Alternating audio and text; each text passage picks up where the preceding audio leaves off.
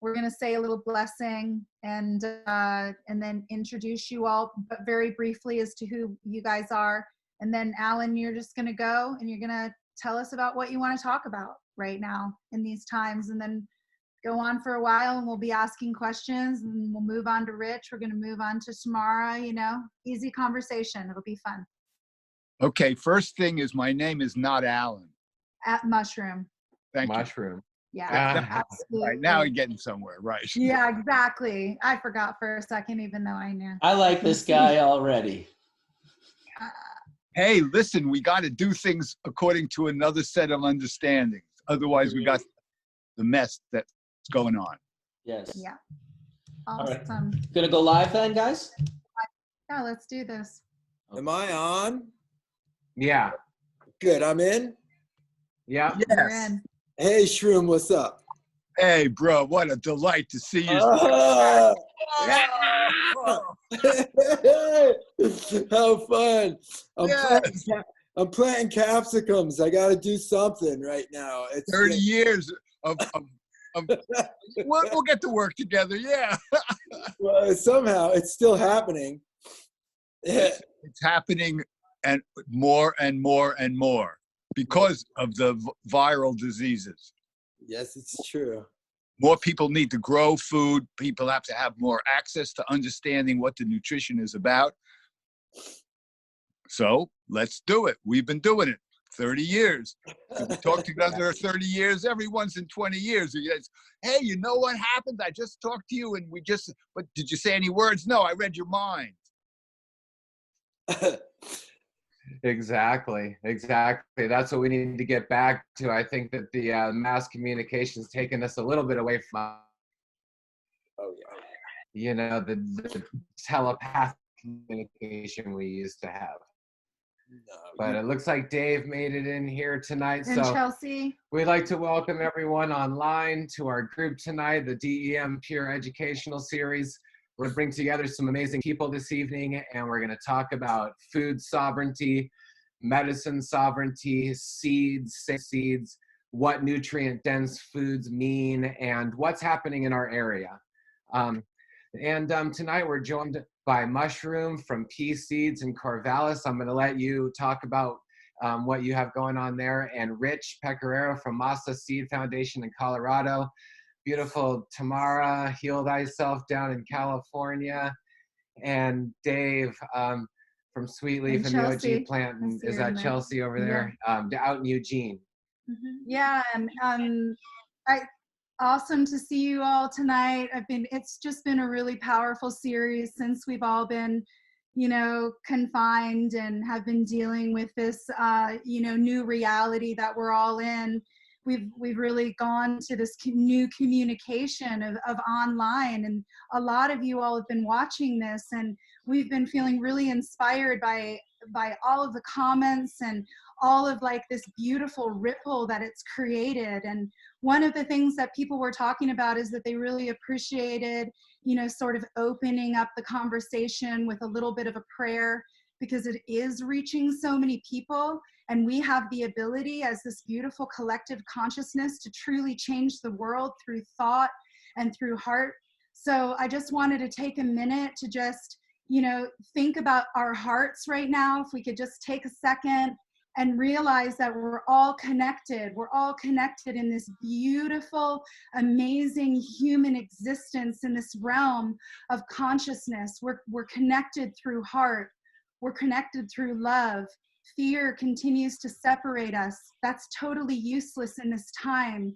So now as we focus in on our heart, let's think about all of the things that we have to have gratitude for.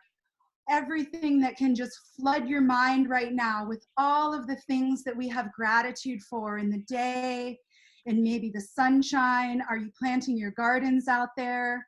Whatever that may be, being with your loved ones, connecting with your children more than ever, learning about health and well-being, all these beautiful things that we have to have gratitude for, and then just send it out into the universe. Let's put one up in the air to everybody else out there. Thanks so much. Hey, Mushroom, let's start with you. Let's what's been going on with Seeds? What's happening? Laniakea. Do you know Laniakea? Much better here. There's a 4-minute video from nature called Laniakea, and if you look at that, what, that too hard? Something went upside down. You're coming in perfect. You're coming in perfect. We can hear your mushroom. Okay, I was sort of, you know, you reflect on where we live and how old the planet is and when human beings got on this world and how every living organism got on this world and what time reference sense about what the planet is.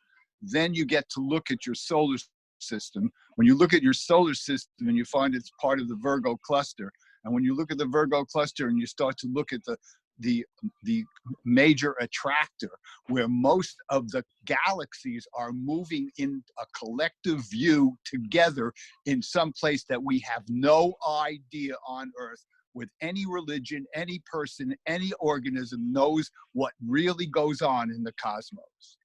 We now have access for the first time of all humanity to the structure of the cosmos and how it is that it is.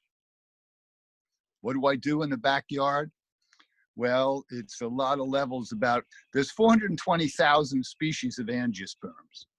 So if you try to think about flowering plants and you think, well, maybe I should learn a little bit about them, you got the rest of your life and 1,500 more lives to put it together to be able to say, how do we improve the human food system?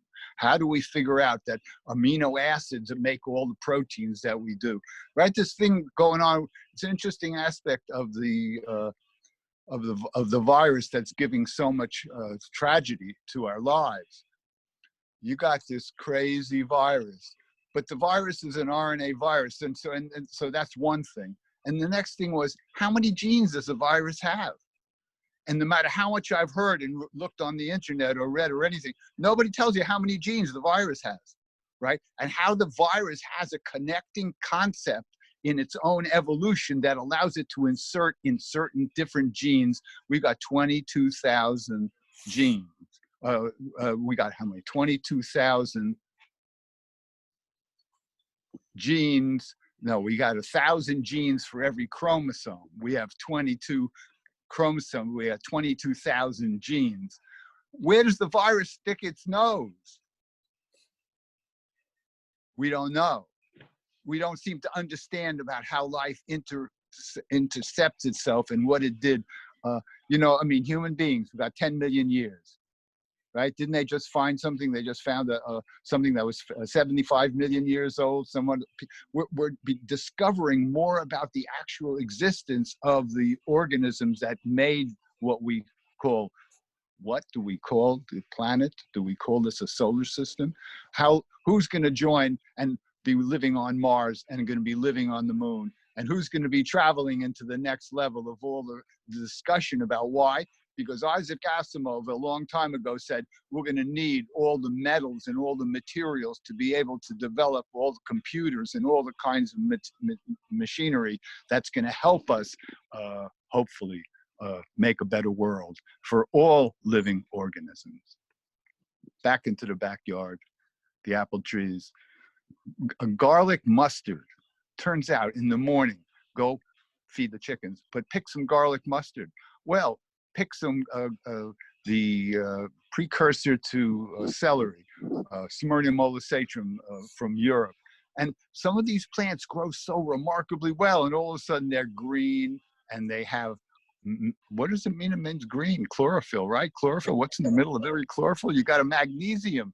That's the metal. And what, did everybody know that their whole body's filled with metal? No, I don't want to think about I'm not filled with metal. Everybody's filled with all these minerals and materials set up in chromosomes.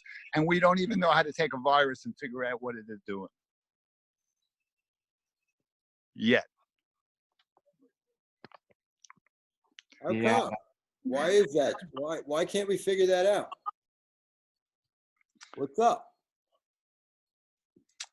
I don't know why we don't figure it out. It's straightforward. A lot of people would think it's very simple when you start to look at it. About you got chromosomes, it's got chromosomes, it's got pieces that fit into the things. This thing breaks it open and reseals it, and it doesn't work as well. So you can't walk, or you can't breathe, or you can't think, or you can't.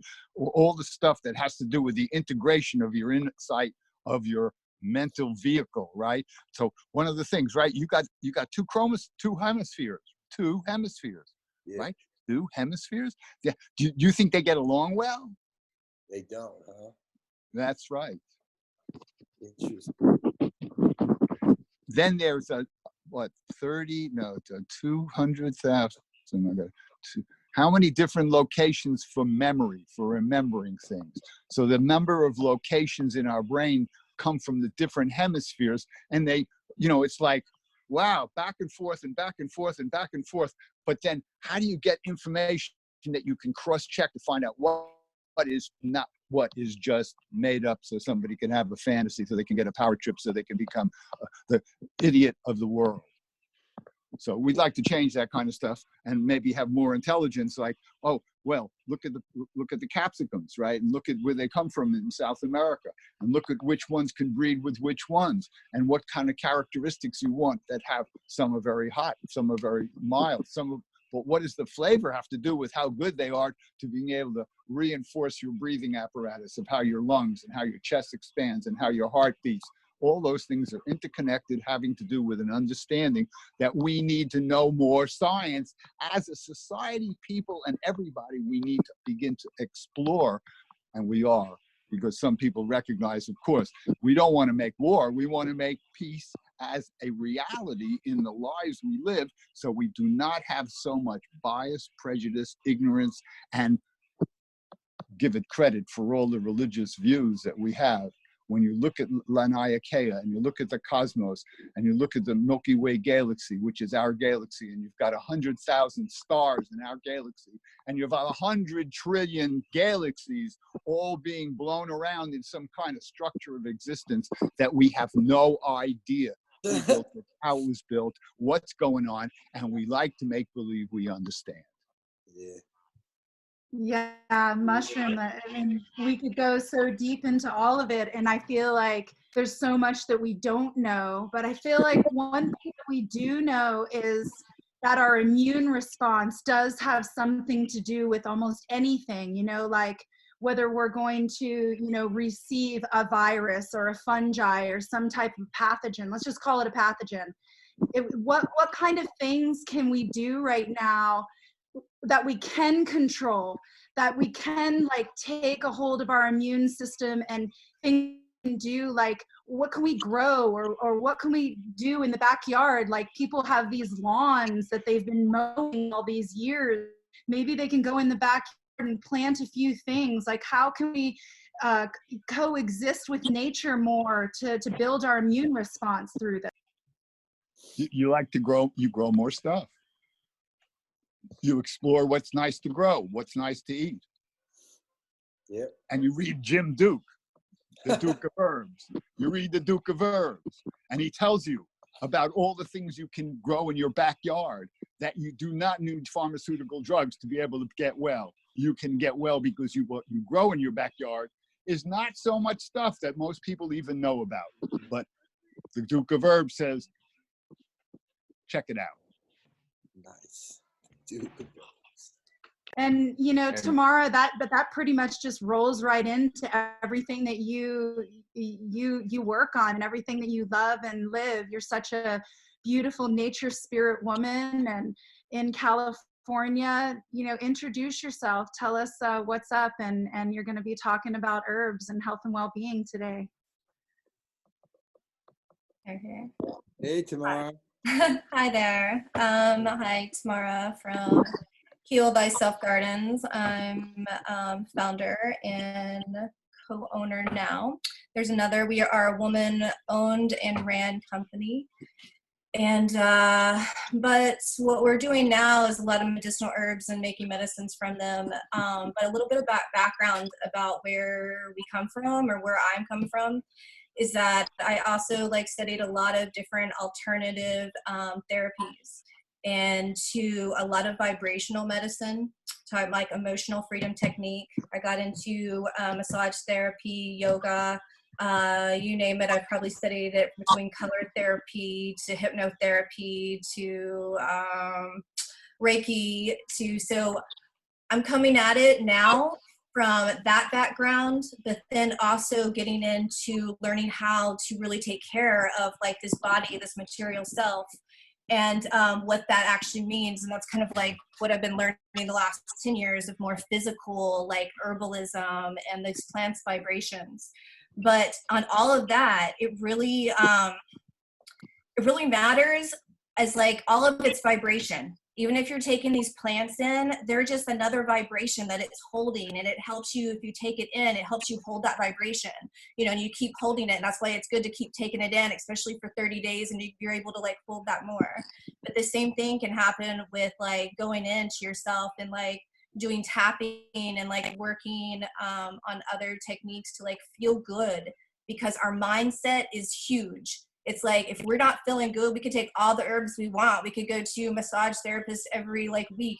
But if we don't feel good and our mind isn't like right, then it's like, you know, we're like, oh, this is horrible. And we're feeling bad.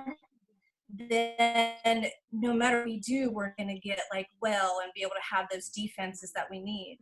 So it's really, I feel like, about like a holistic look of everything, of like going outside and grounding and like putting your energy into the earth, because we're electrical beings, and going into nature, feeling the dirt, smelling it, like getting fresh, clean water. Like that's huge.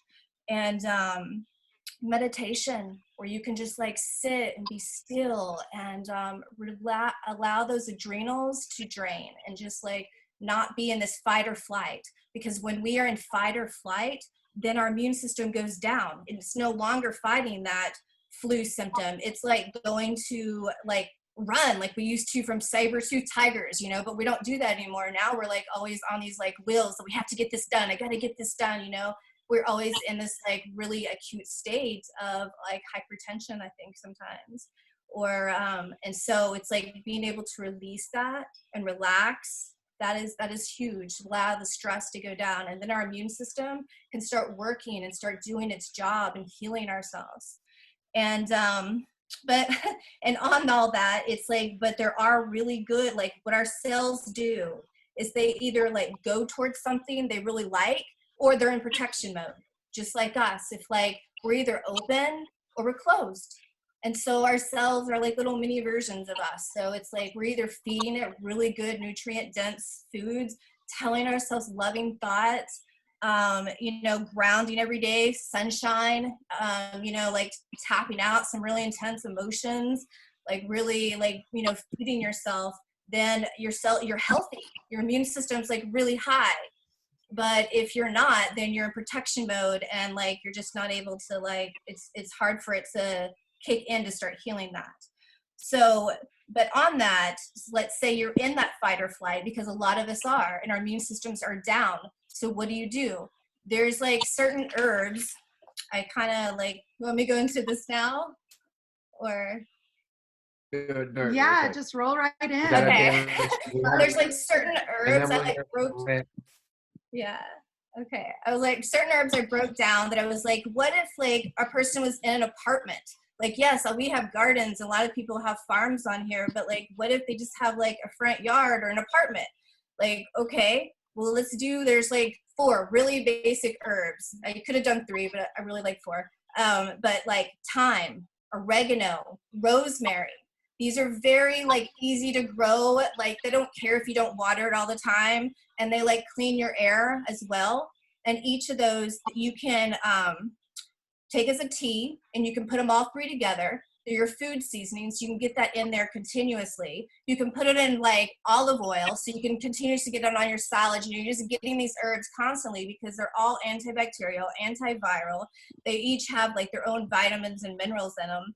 And so one of the best ways too, I found, like, let's break it down, like really basic ways to use these herbs. 1, tea. Just put some herb in a cup, pour some hot water over it. There you go. Let's drink it. Maybe strain it. So after that, it's like doing a vapor steam. This is one of my favorite things. you just put like 3 times as much herb that you would in a tea, and you boil some hot water, put that over it, put a towel, and you're just breathing that in. And as you're breathing it in, it's clearing any mucus. It's allowing your lungs to expand. It feels so good. And also the heat kills viruses. Like they don't live. That's why we have the cold season. They what is it? They can't live past our 98.7 human, what our body temperature is. So when it's cold, that's when they thrive better. And so you're getting that heat in, and it helps like heal, you know, destroy. I'd say destroy, because they're not really alive. There's just these like genetic programs just out here floating, and they like happen to get into you if your immune system's down. But it's not really alive. It's just something that we have around us all the time. We have parasites. We have onslaught of viruses, like bacteria. They're everywhere. But like the reason we're not getting it is because our immune system is high. You know, it's like it's going good. But they're there. And so it's like there are ways to destroy them. Okay, so there's that. So there's thyme, oregano, and rosemary. Very easy to grow. You can, like I said, you can eat them, put them in teas, do them vapor steam. And then you go to aloe. You can do anything else. Aloe is super nutrient rich, like super nutrient rich. And then of course you helps you with like first aid, cuts, sunburns. And it's also like you take it in, and it's immunomodulating, that allows the immune system to fight back chronic viral and like bacterial infections and fungal infections. So it's like a really good superfood. So, and then that, like, I feel like these superfoods and these really potent like antiviral herbs is like the ones that are also really good to have in your garden. So it's like you can relate it to your house, but then if like you're also a cannabis grower, like, hey, grow these in your garden because these are really good pesticides too. So yeah, so there's some really basic ones, and yeah. Love it. I love it. That's beautiful. Thank you so much. Yeah. And Rich, you're sorting some capsicums out over there, planting some chilies. Can you tell us a little bit about yourself and what you have going on out there? We're really excited. What are you thinking about through all of this? What do we need to be working on here? What's going on, Rich? It seems like a lot of people woke up or, have been alarmed to doing what we thought was a really good idea about 40 years ago. Mushroom is funny. He says 30. I'm like, Mushroom, it's 40 years I met you. I was really young. I'm 62 now, and he's like 78. Yeah. I think. Yeah. You've been doing it 30 years, guaranteed. You guys have been doing it longer than that. But it's all kind of the same. And so what it feels like right now is that, it's contagious that people are actually feeling. It's so funny to look into a screen and all that. It's like I see is that you, Shroom? Is that your room? I'm looking at his room, but I'm not seeing Shroom. There you are. Oh, okay. Peace. Yeah. But it's really interesting to, to feel people so turned on to gardening and, to really spending time outside gardening more. A lot of people haven't been doing that, and so for us, it's really refreshing in a lot of ways. It's like, wow, it actually happened that we actually think, the residential movement in gardening is taking hold, and that's super cool. Really cool to feel it in Boulder, to feel it everywhere. It's better. Agriculture is kind of really, it's frontline stuff, and it makes me think about all of what's going on. There's 500,000 Hispanic workers who control or who work our fresh vegetables and fruit systems. So there's 500,000 people in California and around this country who pick all that food, and they're out there doing this. And it could stop, and well, then we'd have to get busy taking care of ourselves, doing it in the garden. And when you get into the garden, you got to get into diversity. Then it's like, wow, all of a sudden just growing tomatoes isn't going to do it. It's like, I got to grow herbs. I got to grow greens. I got to select roots. I got to pull a full diet. All of a sudden you start to think then, wow, we got to grow grains and we got to grow seeds that we can eat. Hi, Linda. Hey. So I think for me, what's happened is Well, previous to when we got sort of the semi-lockdown, Colorado has a semi-lockdown. We're not so locked down, but there's a lot of wide open space and you can always get out. But I decided to do a diet, a little bit of a grain and small legumes diet, and get into the contemplative head of chewing food for a while and not just taking sides of beef and chunking on burgers and thinking, oh, I can just do it with the paleo greens and burger thing, or, you know, and all this. And I found that actually after 2 weeks, my system really regulated and I started to vibe with, like, you know, the farmers of the world again. And the people who actually sit and do the grazing while they garden for themselves, for their families. And so it really kind of turned me back on to this whole thing of how eating is a craft. Like, we craft our diet. And then, wow, then you start to connect. The garden, the big fields, the mountains, the creek sides, you know, you start to look at all of a sudden things with beating hearts you don't necessarily want to knock off and eat, maybe once in a while. But I live in a really different place. This is the Front Range in Colorado, and it's very much like a paleo diet place. High, dry plains, mountains, you know, it's like the original Marlboro Man or something. But, you know, it's a rough and tough. But to, like, really integrate with this system, you got to latch on to stuff. Say, all right, the winds blow 80 miles an hour. The temperatures change between, you know, 80 degrees in the day and then it's 30 at night. All of a sudden you have to build in all this elasticity in your being to be able to live this way. And that is the garden. And that's like wildcrafting and working with seeds, working with fungi, working with all of us. We start to become so connected.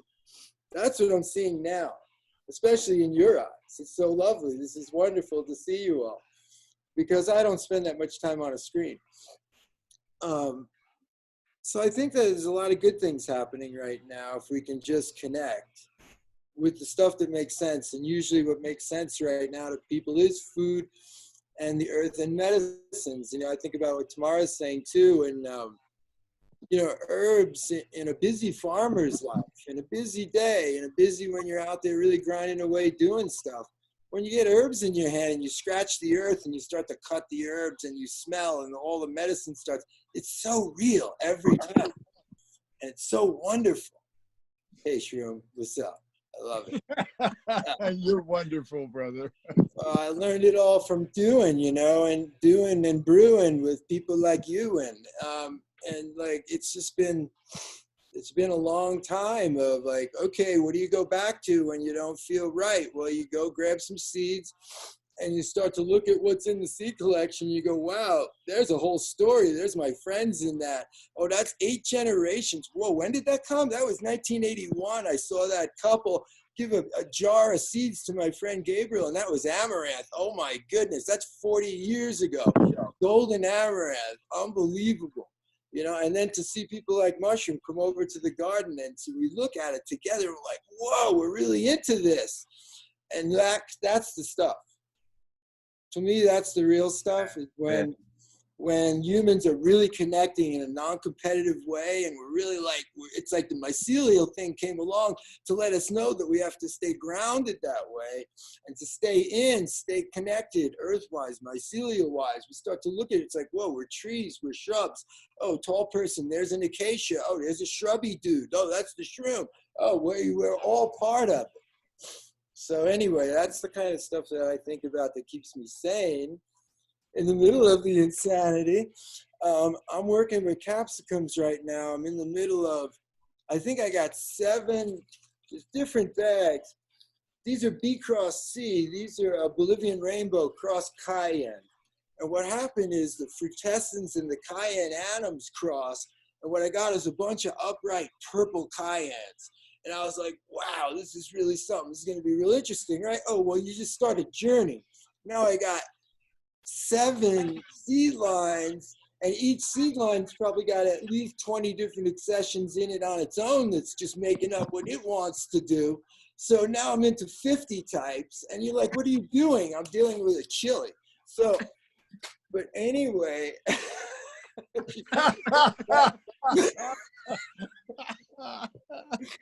It's like, and that's just one, you know? Exactly.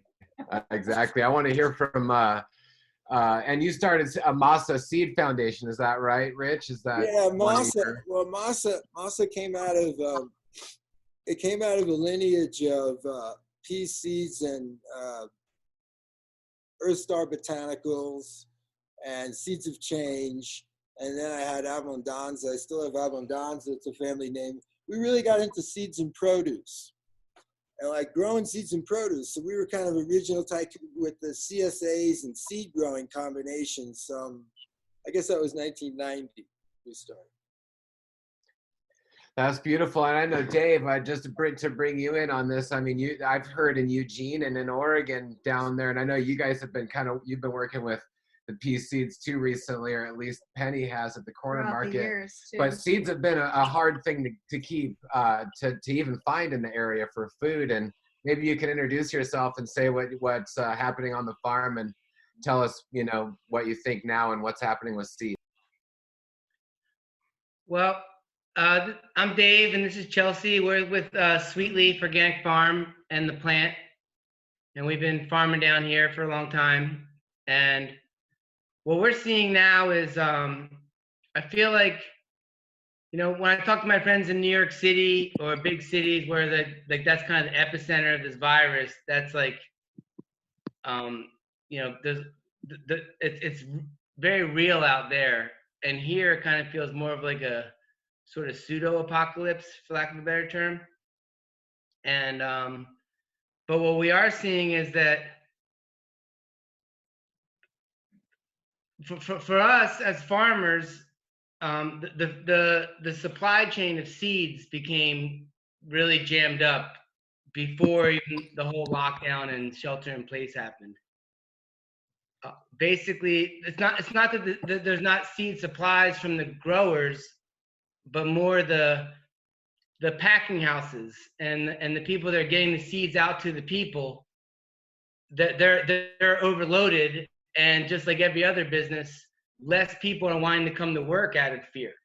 So their places are working on one cylinder and having to be doubled down on their production. So what we're seeing is a lot of like reputable, like the usual suspect seed companies, a lot of them have switched over to only taking orders for commercial growers. So home gardeners are jammed up, and nursery people out here in Oregon, or the nursery industry in Oregon is huge. It's probably one of the top industries here, and most of it's like ornamental stuff and like your daisies or, you know, other flowers you see at Home Depot or Fred Meyer around the country. But on top of that, most of those nurseries, a lot of their production is also food. You know, the 6-packs of conventional and organic starts at those same stores, the Fred Meyers, the Home Depots. And what they're seeing is all of their ornamental and front lawn stuff is dead in the water, and they can't even keep up on food production. That's like feeding the masses scale. So bringing that back to what we're doing is, I think right now, it's really important to just take extra steps in food security and food safety to hopefully carry over long past this pandemic blows over. But I think that like honestly, we were initially doing that just for the peace of mind of our customers. Like, I didn't really take this pandemic that seriously. But we saw that there was a bit of a fear factor. So we were taking extra steps in the point of sale and contact at our markets and our protocols here on the farm. But in the last weeks, it's gotten like very real, and we're realizing that even though we're not an epicenter place, that you're not going to lose anything by being overkill safe and handling food for other people. So that's kind of that's been taking a lot of our time, with extra compliance in that sense in place these days. One thing Oh. Go ahead, Chelsea. Yeah, one thing I've seen, which I know at the corner market, peace seedlings are like right on the front right there, and she can't keep them on the shelf. That's one of the first things I guess people really have been buying, and she's starting to carry a lot more starts too because there's a high demand. And just as a farm, we in the last like couple weeks have gotten a lot of like calls from well, we started a CSA last year, so we've been getting more calls about that, and just people like, actually what I've noticed to be the most amazing thing is that small neighborhood communities are reaching out together in order to like either become a hub so that we can drop off a few boxes in their neighborhood, or I'm working with a few people who they, with their neighbors together, order enough food so that I can deliver to them. And so I really like the aspect of the neighborhoods coming together and really trying to focus on supporting the small and local farms and doing it collectively. I think that that's a really interesting thing, even though we're not supposed to stand near each other. But a lot of it is through, you know, email and internet and everything like that. So that's been really helpful. And that's been interesting because we haven't really put a lot of efforts out there on the web, but it's a really useful tool. It's that whole mycelium thing. Yeah, so that's been fun with around here. Mm-hmm. That's beautiful.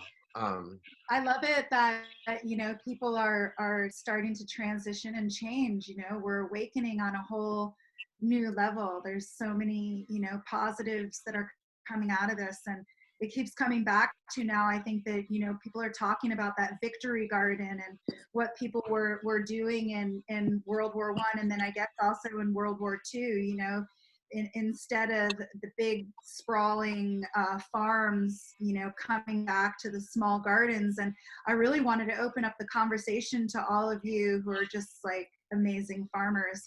If we're gonna have small victory gardens, you know, like, what kind of things do people want to put in it? You know, if there's a small area, or what did you want to say? Yeah, Josh? I was also curious because one thing that's really impressed me at your house, Mushroom, or going through your greenhouse and everything, is just the kinship garden, you know, and the kinship garden idea. When Rich is talking about biodiversity and we're all talking about biodiversity, or Tamara, she's like, I want to get an aloe, you know.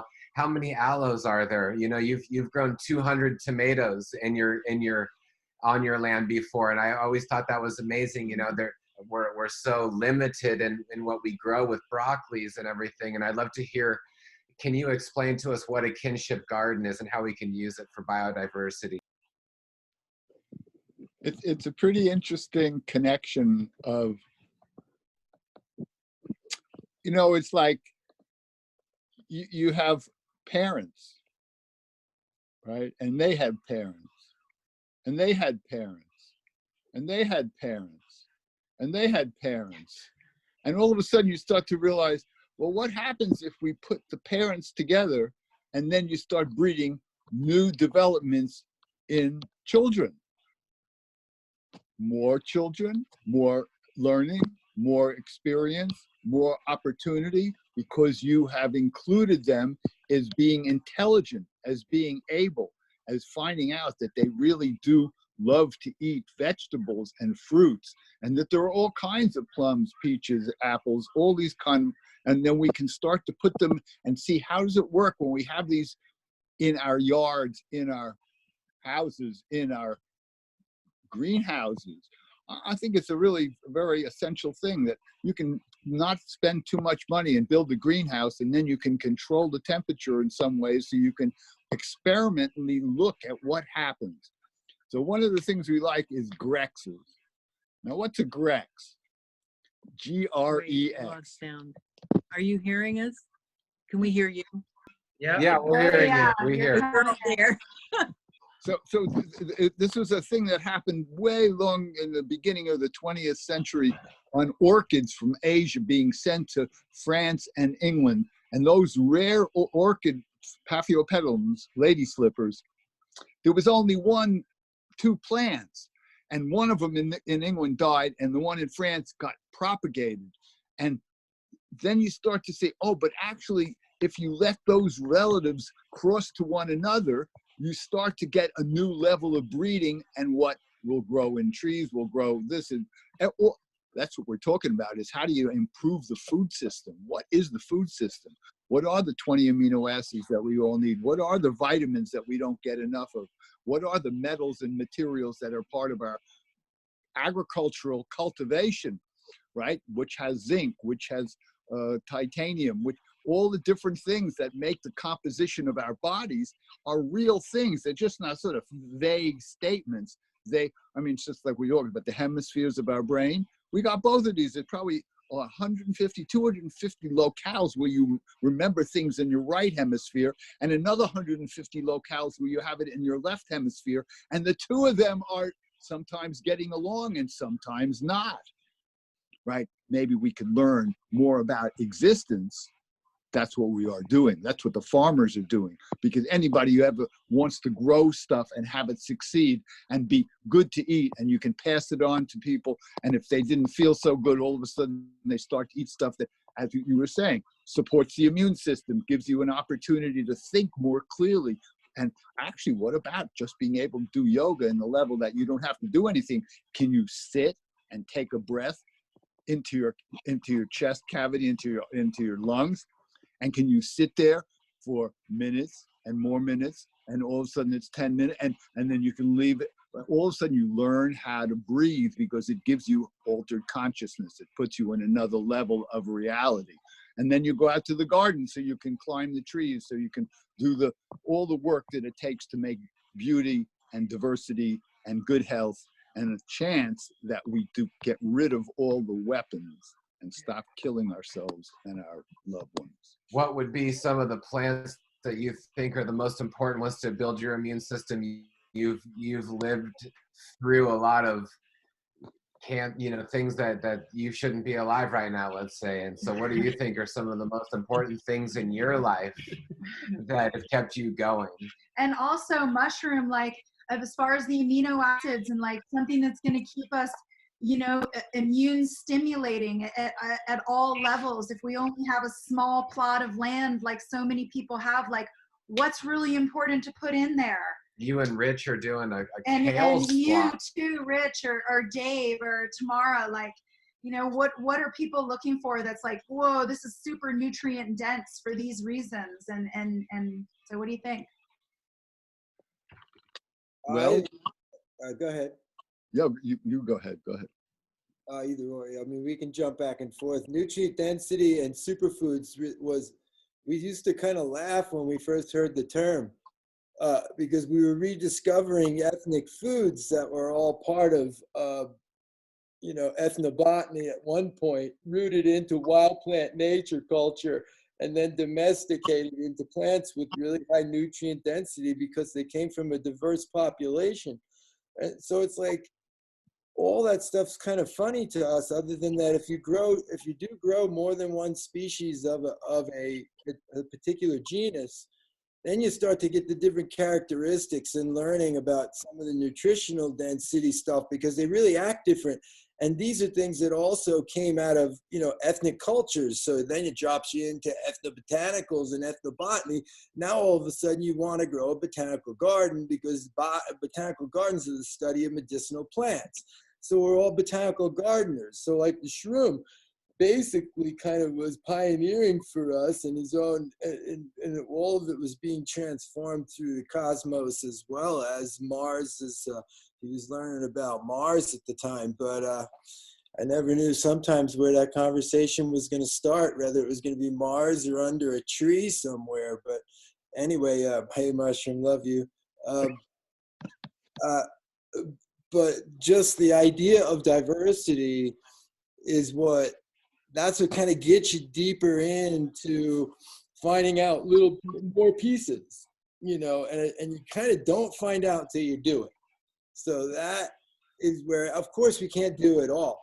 So then the more we can learn from each other, and now actually information is being passed at such a beautiful level from so many of us now who are doing it, where before it was as well, but it was a little bit more difficult to go find out something. You had to go to the library, or you had to be lucky enough to run into somebody who was studying it enough to get you to go to the library.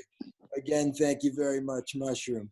But things like that, you know. And so right now, what were we talking about? We're talking about Senaflor tomatoes. That if you went to Peru and you all of a sudden found that there's some species, right? And all of a sudden you have hundreds of flowers and tresses of, right? That the opportunity for diversifying and making it extraordinary. So, I love but it's about the foods we're supposed to be gardening. So mainly, good gardens were built a long time ago. So we're kind of all sitting here with there's a good availability of solid herbs. I mean, Tamara actually mentioned a couple of common herbs, but they do unbelievably great things for us. Actually, putting your face into some mints is the best thing you can feel. When you rub your nose and face into some Greek oregano and see how you feel. It's unbelievable. It's like it transforms you. Go out and cut yarrow for an hour and you'll be mind blown. You're laying in the grass saying, I forgot everything was fucked up. It's like all these things start happening when we just interact with nature and plants and get closer, And what's the genus of oregano that oregano oil comes from? The genus of the oregano is organo, but I mean, it's vulgare. Vulgare is the one that's the strongest, the Greek oregano. The Italian oreganos are, what are they? They're different species, and they're a little bit less hardy. So the Greek oreganos are the ones that are really hardy. Maybe Tamara knows or Shroom knows, I forgot. One of them is. I was thinking too that all of the herbs that Tamara was mentioning too, is that, they're great antibacterial, antifungal, more like anti-pathogen, but they really leave our beneficials alone. And I've been really going down, the long roads of our immune stimulus response and how related it is to our microbiome, and then our microbiome and how it's totally related to the soil. And what we're missing in our lower microbiome is everything that the soil already has. So, like getting in the dirt and being a part of that. So, it can start with all of these herbs, and it always goes back into my brain about the microbiome. And not using sugar. I mean, sugar is a big part of our diet. That's probably, a really major destroyer of our microbiome. And then, there's a lot of people using sugar in their garden nutrients too. And I think there's, probably reasons why we shouldn't. And, Mushroom, I mean, you taught us about the yacon. You were the first person to teach us about the yacon, and Dave, you've been and Dave, you and Chelsea are growing it like a bunch crazy. of yacon. But I mean, the yacon is a really good substitute to anything sugary. And is there anything you can tell us about the yacon? And the Well, there are, it's like there are 15 or 20 different yacons, and it's pretty hard to get germplasm from Peru and from Bolivia and stuff for a lot of these varieties. It took us 30 years to get Oca, Mashua, Yacon, Oyuku, Aracacha, Maca, all the different Andean root crops that was for tens of thousands of years were stable, had a society that fed them from roots, right? And so now we are, and then you find out that, actually, you have glucose, okay, sugar, glucosyl fructose, disaccharide. So as you start to increase the number of sugars on the thing, you have another kind of food that's good for your health and your medicine. That's not just because it was sweet. It was because the polymers, when they were digested, did certain things that we didn't even know what they are, right? We're just beginning to sort of insight what is the structure of biodiversity, nutritional biodiversity. What is it we really need? And you see the same thing. Maybe something you need is to take a walk every day for a couple of miles, right? Rather than what you eat, it's what you do with the food you got that you can actually go and look at the sky and look at the clouds and look at the birds and learn how to talk to the birds. And you talk about microbes and stuff. There's so many, that thing that was a good thing about, let's see, salvia, genus salvia in the mints. So how many salvias are there? There are 800 species of salvias. right?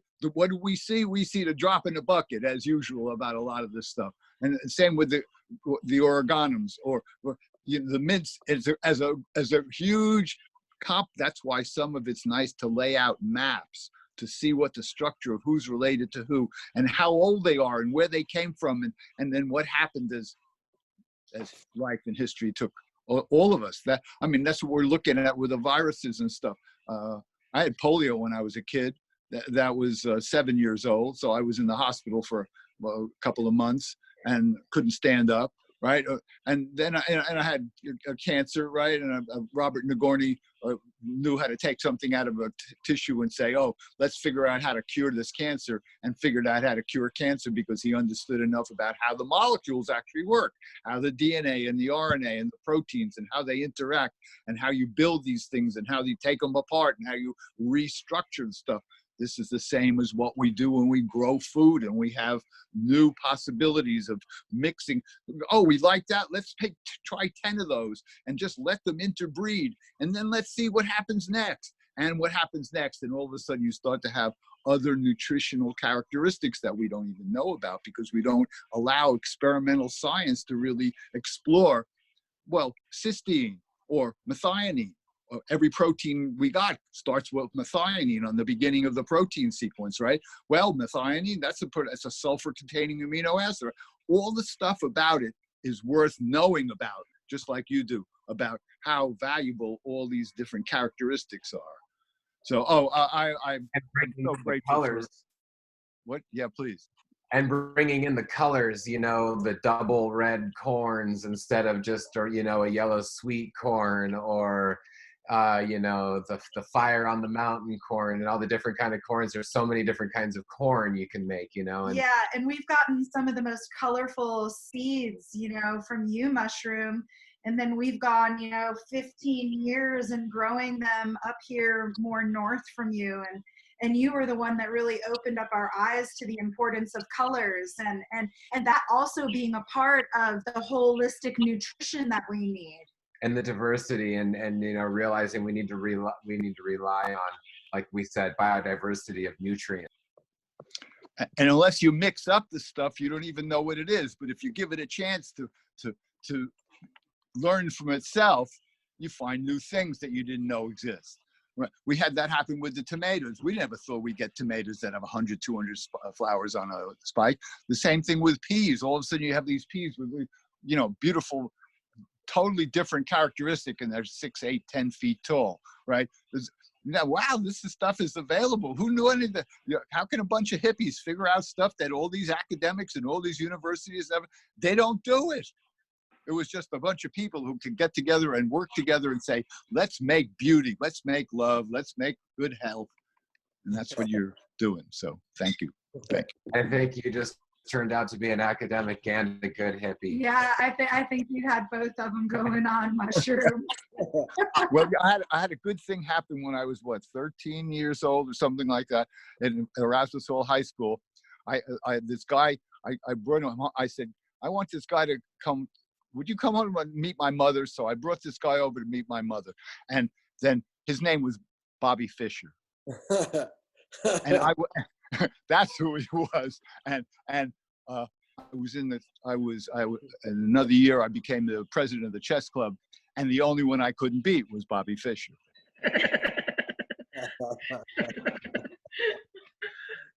I guess in that case you can let that one go. Yeah, I think you can probably let that one go. I love that story. And Dave, you've been doing a lot of stuff. You guys have been growing, as much volume as you can, and are really, as nutrient dense and as much area as you can. If you had to lay out some veggies that people could grow that would be super easy, that would bring like high yield and sort of help people out through these times and give them like some food quickly, what do you guys think? Like, what's up over there? Our eyes have zeaxanthin, lutein, and beta carotene. So those help our eyes to see as we get older. Well, If you grow white corn, you don't get any of the stuff that your eyes need for nutrition. So that's why you do grow and eat yellow corn. And then when you all of a sudden find out you can have high anthocyanin sweet corn, which means that it stimulates the immune system all over the body, right? Dark purple corns, red purple corns. So some of this stuff is we're just beginning to find out there's a very important sequence of stuff that goes with the food system.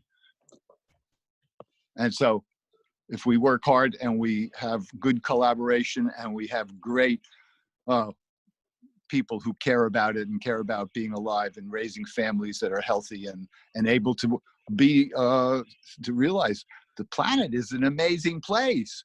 We're in the process of destroying a planet. We've got a lot of work to do. That's why this is kind of like the Great Awakening. I feel like, it's the year of the root cellar, it's the year of saving seeds. I feel like, we all need to look at our garden as a seed producer, and not just a place to get fruit from it or even roots or whatnot. But are you Dave, are you guys doing more seeding on your property now this year? Are you guys going to take, I know you guys have made some lettuce seeds and the different things over the year. Maybe tell us some of the seeds you've made over the year. And what's in your boxes for your CSA right now? Well, we're not, I'd say we're amateurs on the seed production side. We have, obviously we save our own garlic, and we have we save the cone seed, and beetles, the seed we save, and a lot of our open pollinated like kales and things like that. But basically what we're seeing right now is I think people are at this crossroads where we can either turn into it's a cheesy cliche, but when you see advanced civilizations of aliens or alien sighting, they have these giant heads and these giant eyeballs and these little flaccid bodies. Like all they've done once they became advanced in their brain, they're not physical anymore, and they just sit in front of a computer and everything is brought to them. Like everything's mail order by Amazon and other galaxies or whatever. So in this pandemic time, everyone's all scared. So we've shifted a lot of our, to answer your question and be a little long-winded, we've shifted a lot of our stuff to, Penny's doing a lot of online ordering and gathering from all the other farms in town. So you can one-stop shop at the corner market and get your meat, eggs, cheeses, and produce from everything grown in the valley right now, one-stop shopping. And which is cool for now, but I think we're not trying to participate once this mayhem blows over into that's the new norm. More just hoping it's an opportunity to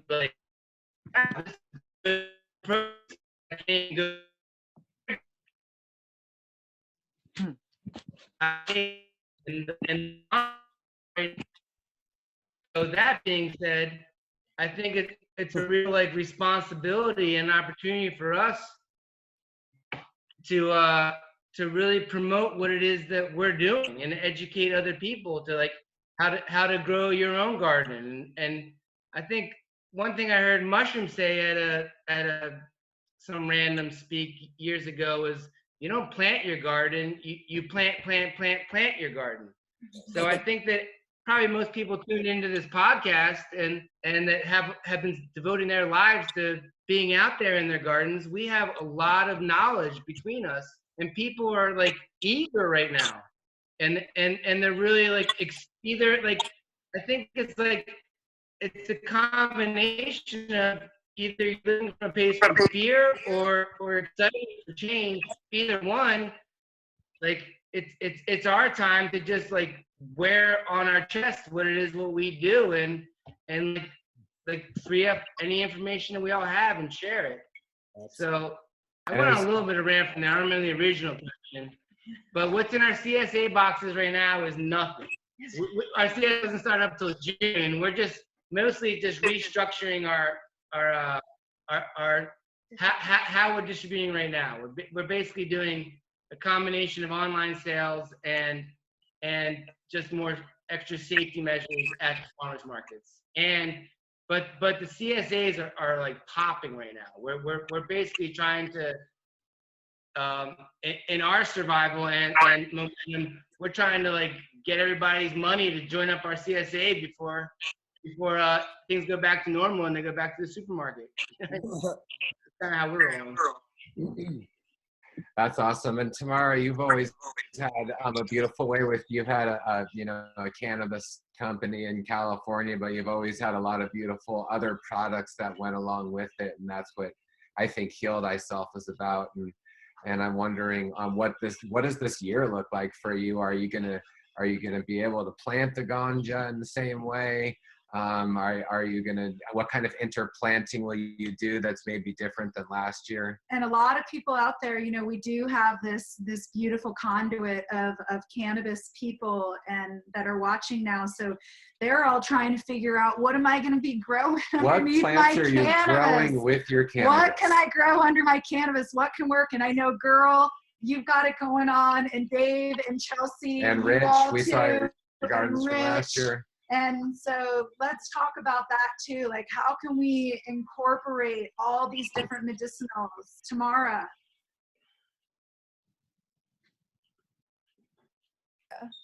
All right, so yeah, where we are is this year is all about like rebuilding our foundations. Right now, I'm still tearing things apart, and because I'm putting in more space, because I'm seeing the need for more herbs.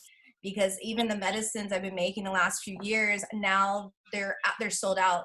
And I already had this feeling last year. I was like, I'm ready to go full force with some different medicinals. I'm seeing the need, like I could never grow enough. And I'm definitely been encouraging other farmers I know to please like grow some medicinals. Like there's some like ones that are very nutrient rich that are also a good cash crop. Like you have ashwagandha root. That's a superfood right there. That it helps you build chi. It like helps you have endurance. It helps your immune system build. Like I feel like we all should have that one in our garden. And it's a good cash crop, like I said. And goji berries. Goji berries are another, because goji berries are complete protein.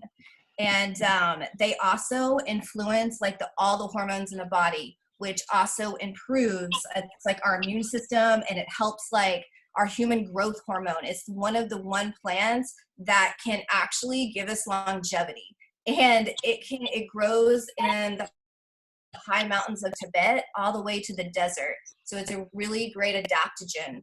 And it's beautiful, and it's very abundant if you get the right variety. And you can also use the leaf of it as well. And so it's a great plant to have around. And then there's like the ones that we grow that are beneficial to us and the plants. Like one of my favorites is nettles.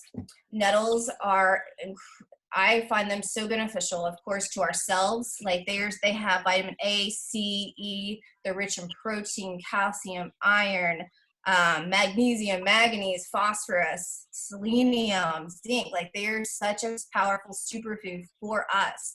And they're a powerful superfood for our plants. So I actually get a whole like 55-gallon barrel every spring, make a fermented tea with that. And I feed that like all year in small doses to the plants, just like I give myself that tea almost every day. But that's also really good to grow beside your cannabis. I believe it was Dia from Nomad's Landing who told me this trick. Like if you grow your nettles close to your cannabis, your trichomes, the defense system that the cannabis has is the trichomes, and so they actually produce more. It's like stronger. Well, I grew side by side 2 plants, and it was visibly different. And I've done that a couple times, and it's like a visibly different, more trichomes. It's just beautiful. I'm like, whoa, this is wow. And they can get out of hand. So they're really good to have, because then you have nettle root, which is a really good male hormone balancing and also very grounding and great for women as well. But it's just like, it's like this nettles are a superfood. The whole plant can be used. For us, our plants, like I totally like nettles, yes. And holy basil, Tulsi, it's amazing for us. It helps us reduce stress. It kind of brings joy. It uplifts our spirit. It's like, it's calcium, zinc, iron, and then also for our plants, it like feeds our plants as well. There's so many nutrients in both that. So it's like a beneficial for both. And then there's yarrow and chamomile that you can grow underneath. And those help bring those terpenes out as well, plus provide teas and medicine for us. I think those are, let's see, what else does I grow? It's, Valerian. yeah. Yeah. Yeah, just the ones that I grow underneath the plants. Those are like my big ones. It's like the nettle, the tulsi, the yarrow, the chamomile, and then food, like food all throughout. You know, you got to have different varieties to help like feeds our cells. Our cells get healthy. We build really better bodies. Our immune system is really good. And then of course you just feed all that back, all that material kind of back into your soil. But yeah, I mean, if you have optimal like soil and that these plants are grown in, then they have like the medicines and the nutrients that they have for you. And then you take that in and then you're like at this optimal level. And it's just like, again, back to that vibration, you're having a high vibration again, and you're interacting with those plants. And so I think it adds a superfood. Another one, dandelion.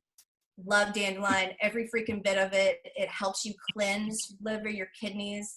It's a great tonic. It's a great bitter because we have so much sweet in our diet. A lot of times it helps balance that out. And then of course the root, dandelion root, it's just got so many benefits. It's a superfood, and that's just like it. Make tinctures with it. Do everything you can. It's great stuff. I love it because all the herbs that you're mentioning too, you know, so many of them have flowers, whether we're going to be using the roots or whatever. And we're dealing more and more like in the same way that our body is dealing with pathogens, the plants are dealing with pathogens. We're losing valuable nutrients in our soils. I don't even know how many thousands and thousands of tons of soil just are being blown away because there's no microbiology to hold it with this, you know, big ag sort of mentality. And we are really needing more and more predators to come into our gardens. So, you know, cannabis is seeing a tremendous amount of pathogens on it. And I know, you know, my gardens here, we don't even have any big ag around us, and we're seeing more pest pressures than ever. And every time we bring in more flowering plants, more pollinator gardens, trees that flower, more trees that flower. Yeah, think That's about right. like the narcissus now are blooming. Like, what can we do to? I think I can't separate. What can we do for our body to defend, and what can we do for the gardens? It's the same thing, and I just love that. So you were just like mentioning all those great pollinators. Rich, what were you growing with your cannabis last year? It was a really good year. I mean, cannabis has so many different uses, you know, as a carbon crop, as well as a medicinal, all the way down to a medicinal plant, obviously for humans and stuff. And then its compatibility. We did give a little bit of distance from it in the fields, and I actually used it like a hedge plant. It is a beautiful hedge plant. And we used it for like isolation corridors for seed crops. So we sort of created a wave where we'd have rows of it. And then we'd work down into like a group of snake capsicums and some basils and things we didn't want to cut to cross necessarily with some others, and put a whole bunch of other stuff in them and kind of kept the rows. In this case, it was a row garden. Those were probably about 50 feet apart. So those rows, so it really created a beautiful atmosphere and had a lot of windbreak activity and stuff. And then where we actually did have it in close to some other crops, like there was a sorghum in there, a group of sorghums we were using. Wow, did they grow compatibly together?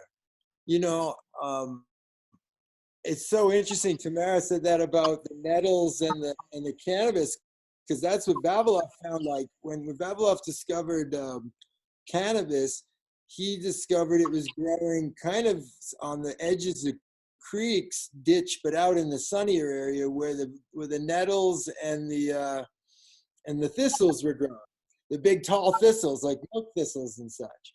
And I thought, wow, what a medicinal combination, you know, in the wild. So when it comes to cannabis, one of the things that comes to me is like, it's such a valuable plant. that you could use it as sort of a specimen plant and create a garden around it just because it's so holy in its own right.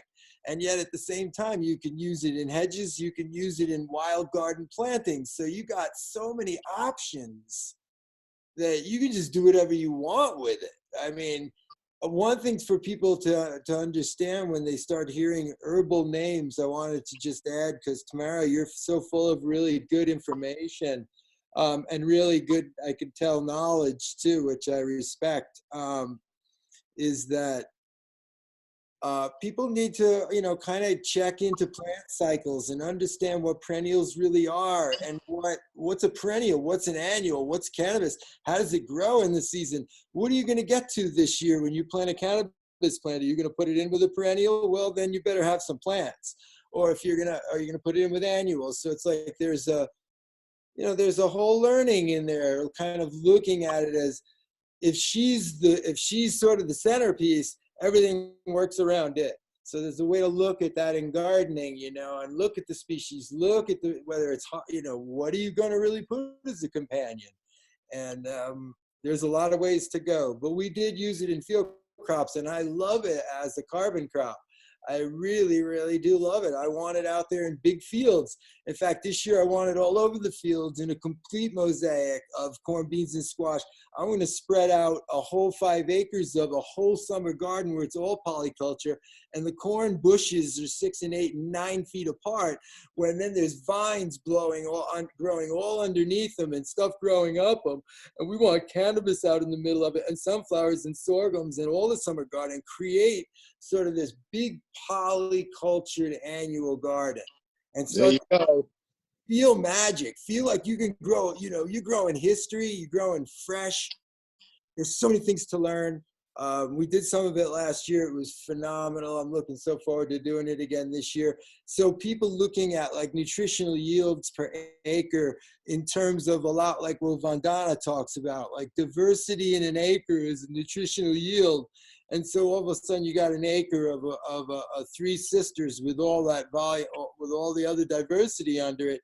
And now you got multi-nutrition and all kinds of benefits off an acre. You can't even regulate, or you can't measure how high that yield is. It's so amazing. So, and then if there's seed crops involved with it, well, then you got isolations. And all of a sudden you got a garden, you got 50 things you're going to collect seeds off of. You're going to feed at least 50 people off an acre. And this is going to be a new kind of CSA. And then people can start to see how they can build gardens on acreage when they go out and they leave the city and they want to go to the country and grow an acre or a half acre. So I'm really interested in garden designs. I love it. And mushroom talk South Africa that had CBG in it. And do you remember the name of that one? And I like the idea that, you know, we had a discussion with you different cannabis in it. And it came up, that one. Was it a helianthus? I'm going to go get the name of it.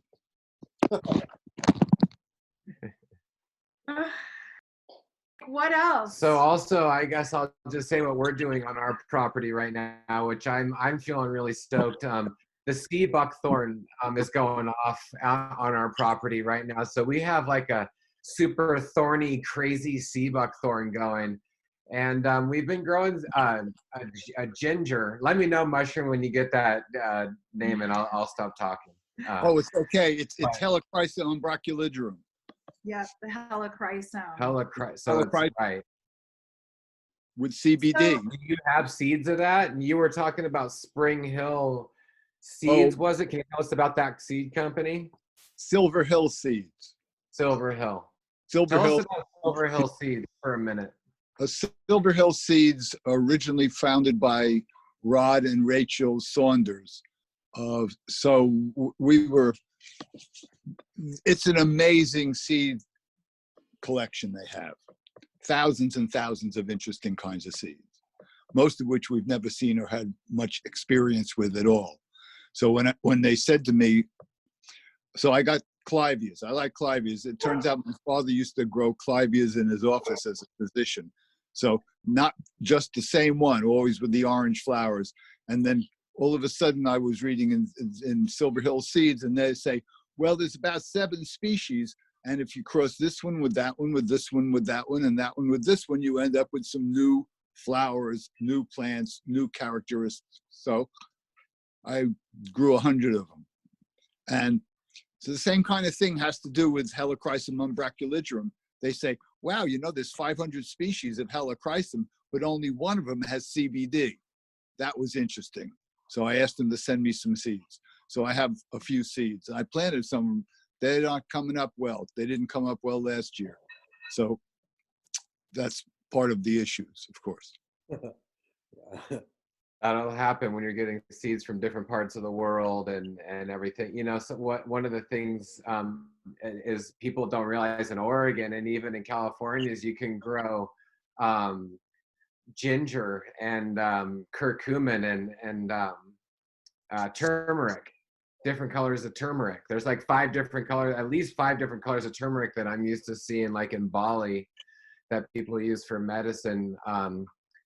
And another thing that I think people don't realize is that the use of water plants in their garden. And that was another thing that I thought that was interesting at your garden. You used a lot of different insect-eating plants that grow in water. So you could have different water ponds around your garden, right?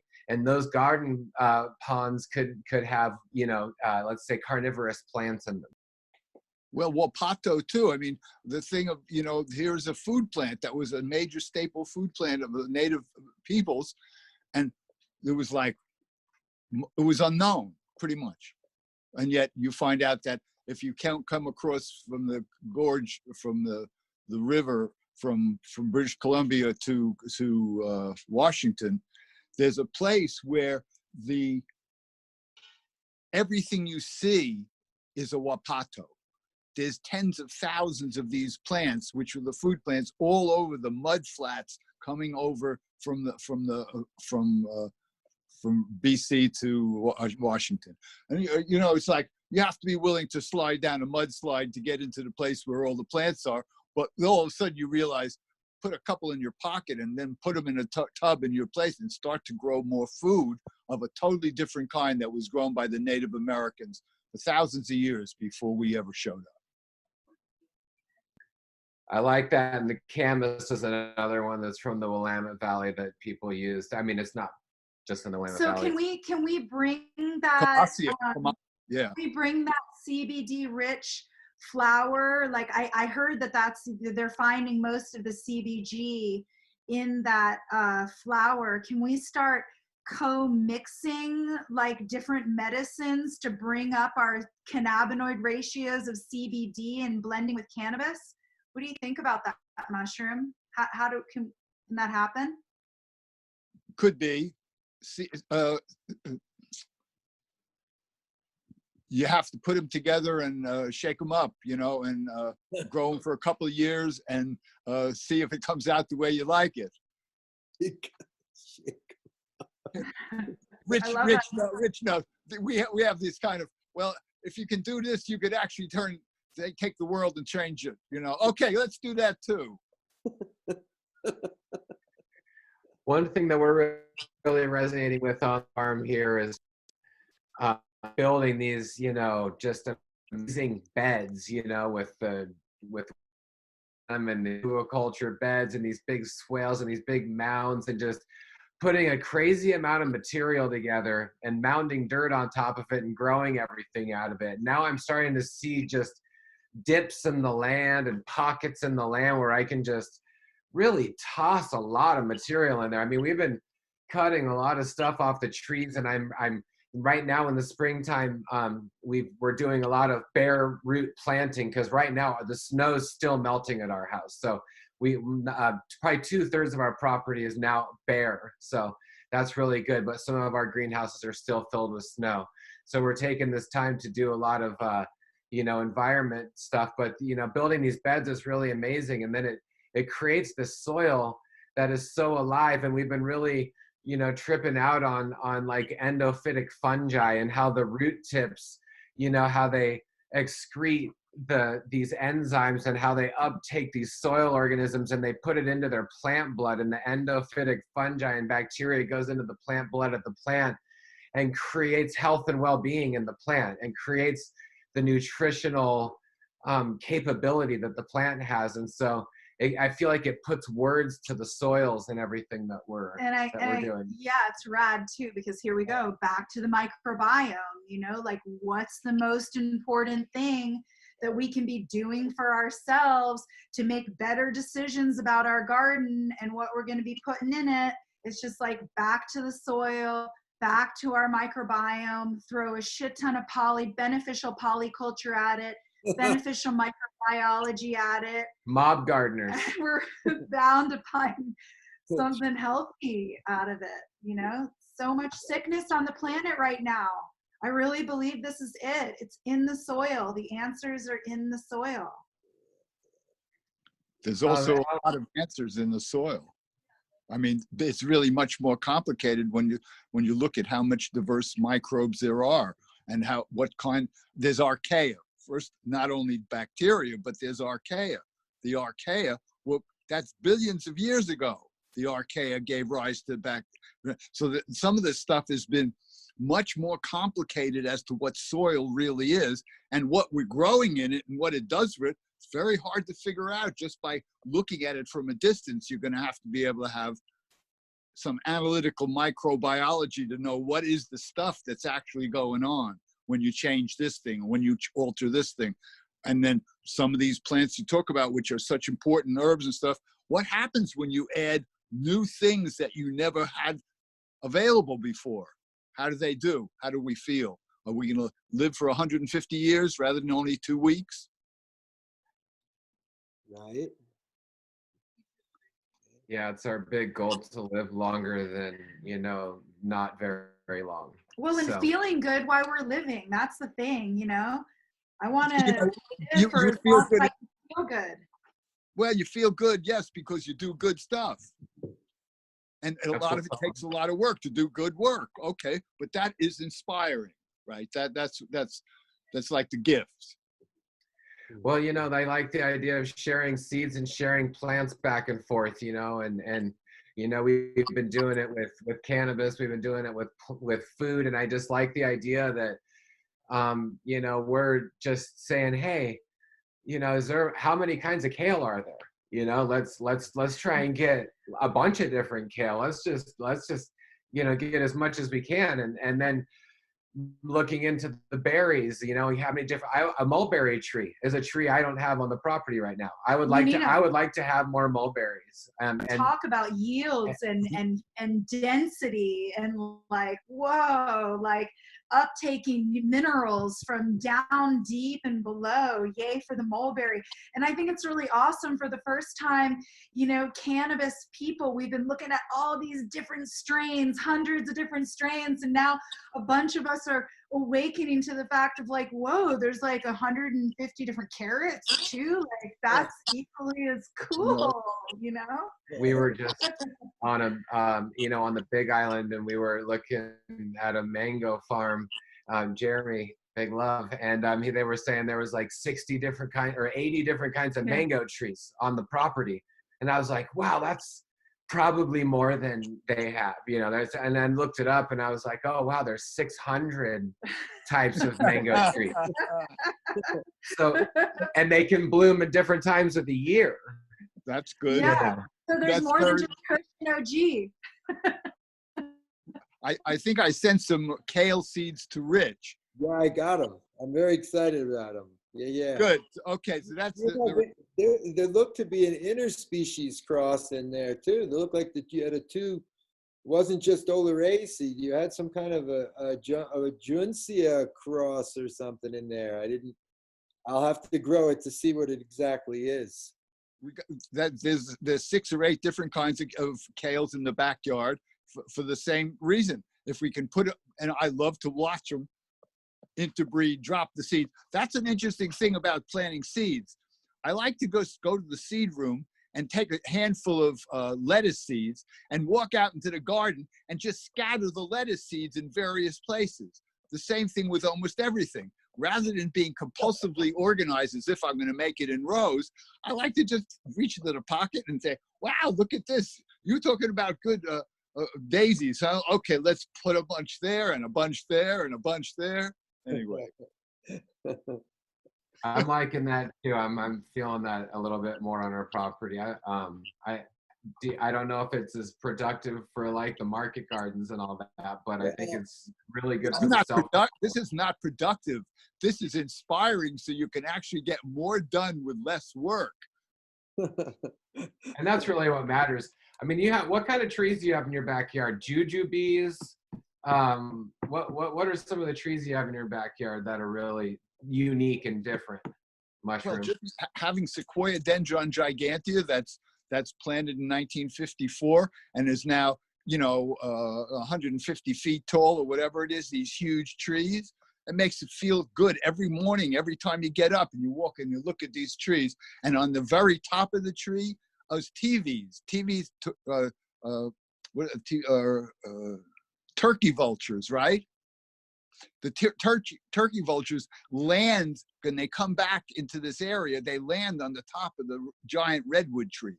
And there's sometimes 6, 8, or 10 of them, right? And so that's an incredible tree to have in the yard. All of a sudden you realize it's inspiring.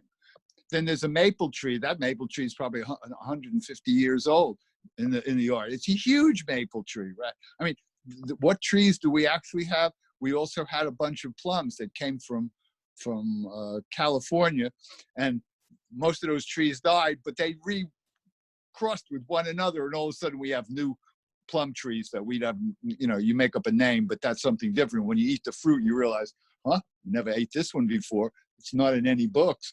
Oh, good. It's like tulips. Delana and Mara, Delana especially, planted a lot of tulips. There's hundreds of tulips in flower. You walk around and there's this and this and that and this, and that's different from this. Wow, this is really interesting, right? All of a sudden you start to have, everywhere you look, you see the development of more diversity. And that's what you get when you just grow everything together. And that's what I think we're loving about the polyculture more than anything, is just seeing everything just kind of create an environment around itself and change the soil makeup and everything underneath it. And I really love that. Dave, you've been out like in the public selling, at markets and things for a long time with Sweet Leaf, Dave, and I'm sure you're seeing that are more people interested in different types of fruits and vegetables that they haven't been before? Are people looking for different things? Like, you've been doing it a long time. What's the transitional flow of veggies and fruits?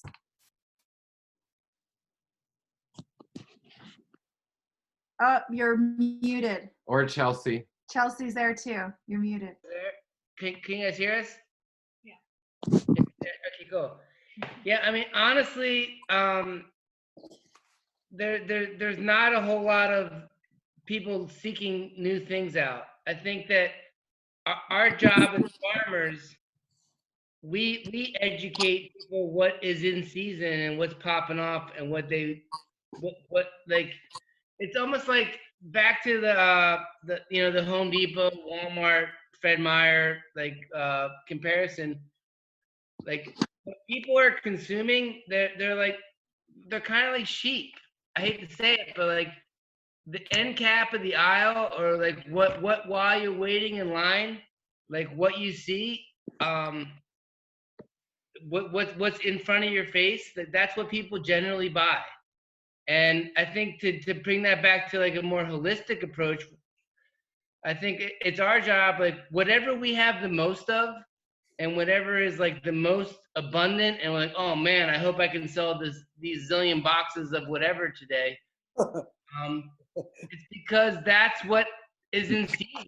That's what Mother Earth is saying, eat this, because this is what I'm kicking out for you right now. And I think it's our job to be like, when people are like, what do I want? You want this, because this is what we got the most of. And we have the most of this is because this is what the season is rolling in on. So to answer your question in that respect, people generally, I mean, I think what we're seeing right now in this pandemic time is like the markets generally, like for example, last Saturday we were at the Portland Hollywood market, and it was a beautiful, like warm, blue sky, sunny day, the first market of the year. that should be like mob deep of customers. But it was almost like a ghost town, and only like the diehard of the diehard were coming to get their vegetables, and they had their masks on, and everyone's staying way more than 6 feet apart and in and out. But the people that were coming were buying like 10 times the amount that they normally buy. Like, they were just stocking up and getting in and out. So to answer your question, it's like right now people aren't like looking for anything in particular other than fresh nutrients. And what and to tie that in, what I was originally saying is like right now, like the overwinter in our zone here in the Willamette Valley, the overwinter leafy greens are just starting to like fade off, and they're all going to flower. So we're and then our early spring plantings that are like late winter plantings are like there's that gap, and we always try to tie in that gap with like picking off the leaves that are still hardier but more nutrient dense, and just carry that over until the fresh, like, you know, more tender stuff is rolling. And generally we see a few week window to close the deal between the overwinter stuff and the fresh stuff. But with how much people are just kind of like geeking for like anything fresh nutrients to put in their body, we're picking the flowering stuff that much harder before the you know the January, February field plantings are coming in. So but to try to answer your question again, people aren't even trying to like I want this and I want that. They just want anything fresh and good right now. You know, our joke, even not in pandemic times, but like once the market start up, you can practically bunch grass and people will buy it this time of year. You know, but that like anything fresh and good is game on. You know. So I had something I wanted to say, seeing as I've been so quiet and I enjoy listening to everyone talk, and it's definitely not my wheelhouse, but I kind of wanted to talk about maybe what you guys thought of the importance of that macrobiotic eating. When I had a raw food cafe in Vancouver back in 2003, everything was organic and vegan and raw, and it was macrobiotic. It was all grown about like 100 miles from the cafe. I wouldn't like fly coconuts on a jet airplane from Hawaii and be like, check out my coconut oil at my raw food cafe. So like, what do you guys think? Obviously, as farmers and stuff, it's got to be like, is this a good opportunity to start sort of turning people on to why macrobiotic dieting is kind of a positive, and why maybe, you know, flying your broccoli or your strawberries in from, you know, some South America or whatever in the winter because they don't grow where you live. Maybe we don't need to do that. Absolutely. I always think of it as like if you're eating a banana and you're up in the Northwest, you're telling your body when you ingest the banana that you're somewhere warm where bananas grow. So I think that eating what's in season, and even if we're pushing the season and growing other things that you wouldn't normally find in our native landscape, you're still encouraging that you're telling your body internally where it's at and what it's feasting on. And I think that's a really great coordinates for immunity and just dealing with like our environment. That on that same note, and the theme what you're saying, I think that right now I could maybe do this a little less sloppily than my first attempt, but like the fear factor of everybody being held up in their cubicles or their homes in these big cities, and when they run out to the grocery store, like the international supply chain is sketchy at best in trying times like this. So I think that being said, I think this is a real opportunity for all the gardeners and farmers out there to really, I think we're all too busy out in the field gardening and farming, and like there's not enough hours in the day to get your stuff done. But I think this is an opportunity right now to really kind of give a little, like spend like, even if it's 5 minutes a day, like with an Instagram blurb or a Facebook, whatever. I mean, like take the social media for what it's worth and to really promote what it is that we do. Educate people, be like, yo, you can buy stuff right here, right now, or you can plant your own stuff in your own backyard. So I think that in the paradigm shift of like here and now, it's a real opportunity to like buy local. Like don't rely on stuff from the other side of the world, and instead like vote with your dollar here and now with your local guy. Even better, do it yourself in your own backyard, and pick the brain of the local guy to figure out how to do that.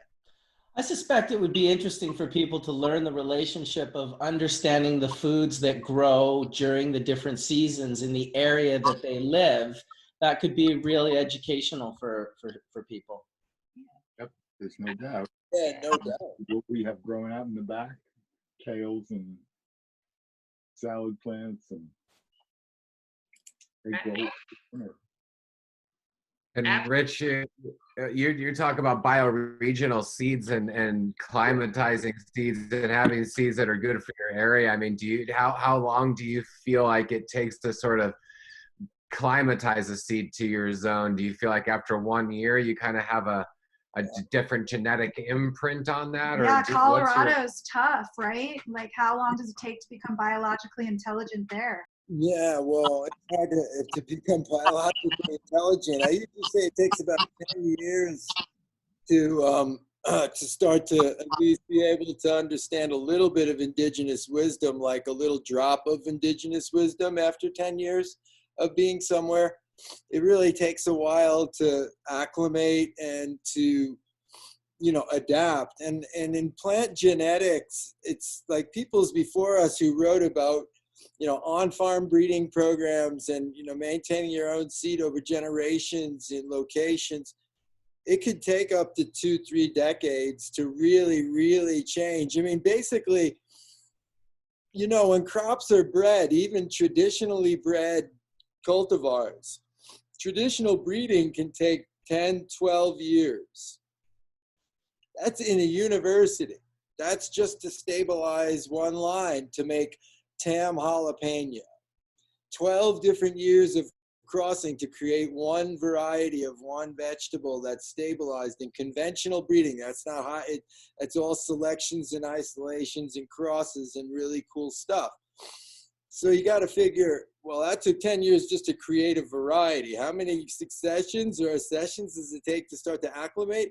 I think it really depends on what species you're working with, because if it's a species that kind of grows in your region already in a wild state, like, I don't think it's going to take too long for parsley to get, to feel like it's at home in the Willamette Valley when you guys got wild umbels everywhere. So it's like, that's going to be really a quick adaptation. But when it comes to other things that aren't from your area, really far away, well, now you're into it for generations, maybe decades. So that's kind of how I look at it. The seeds that we have, we started in the Gila in New Mexico, southern New Mexico, and that started in 1990. So now we're into it 3 decades.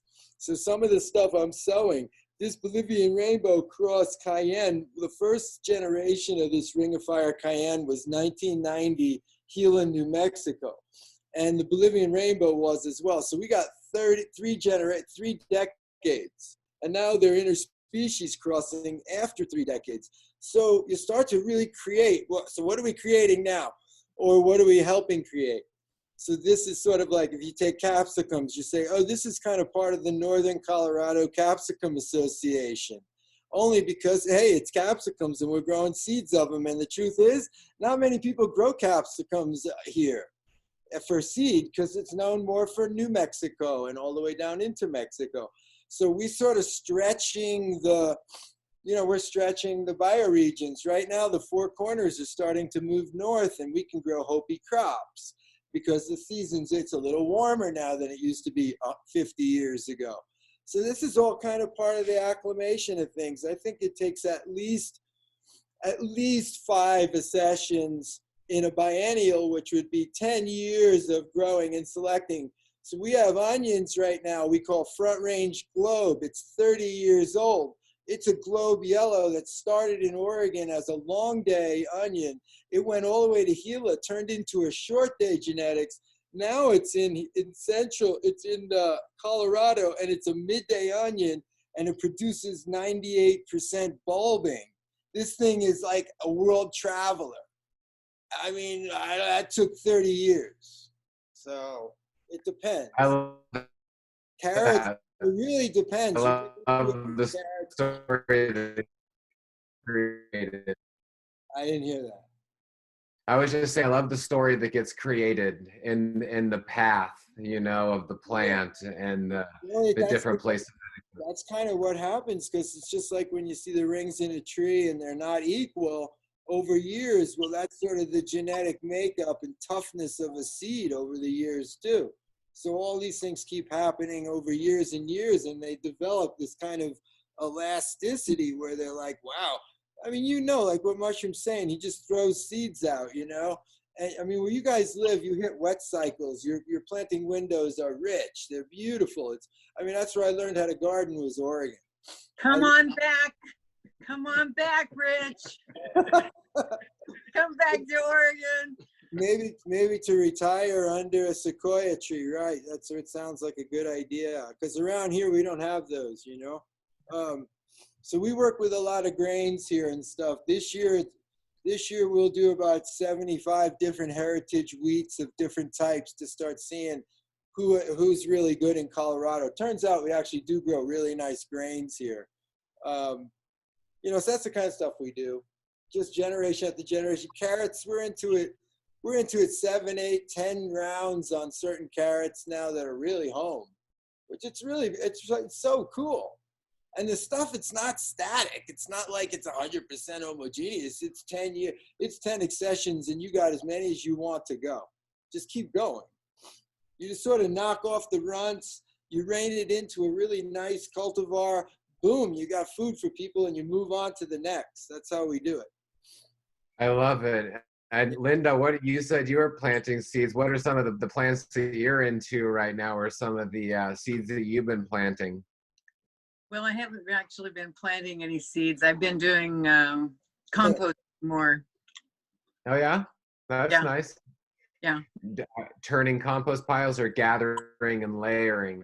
Just layering them and changing them around. Yep. Adding to it, adding what Mushroom does and mixing up. That's so beautiful. I'm interested in aloe. So I was interested in what Tara had said about aloe. I think it's very important. So yeah, we have, I don't know, 30.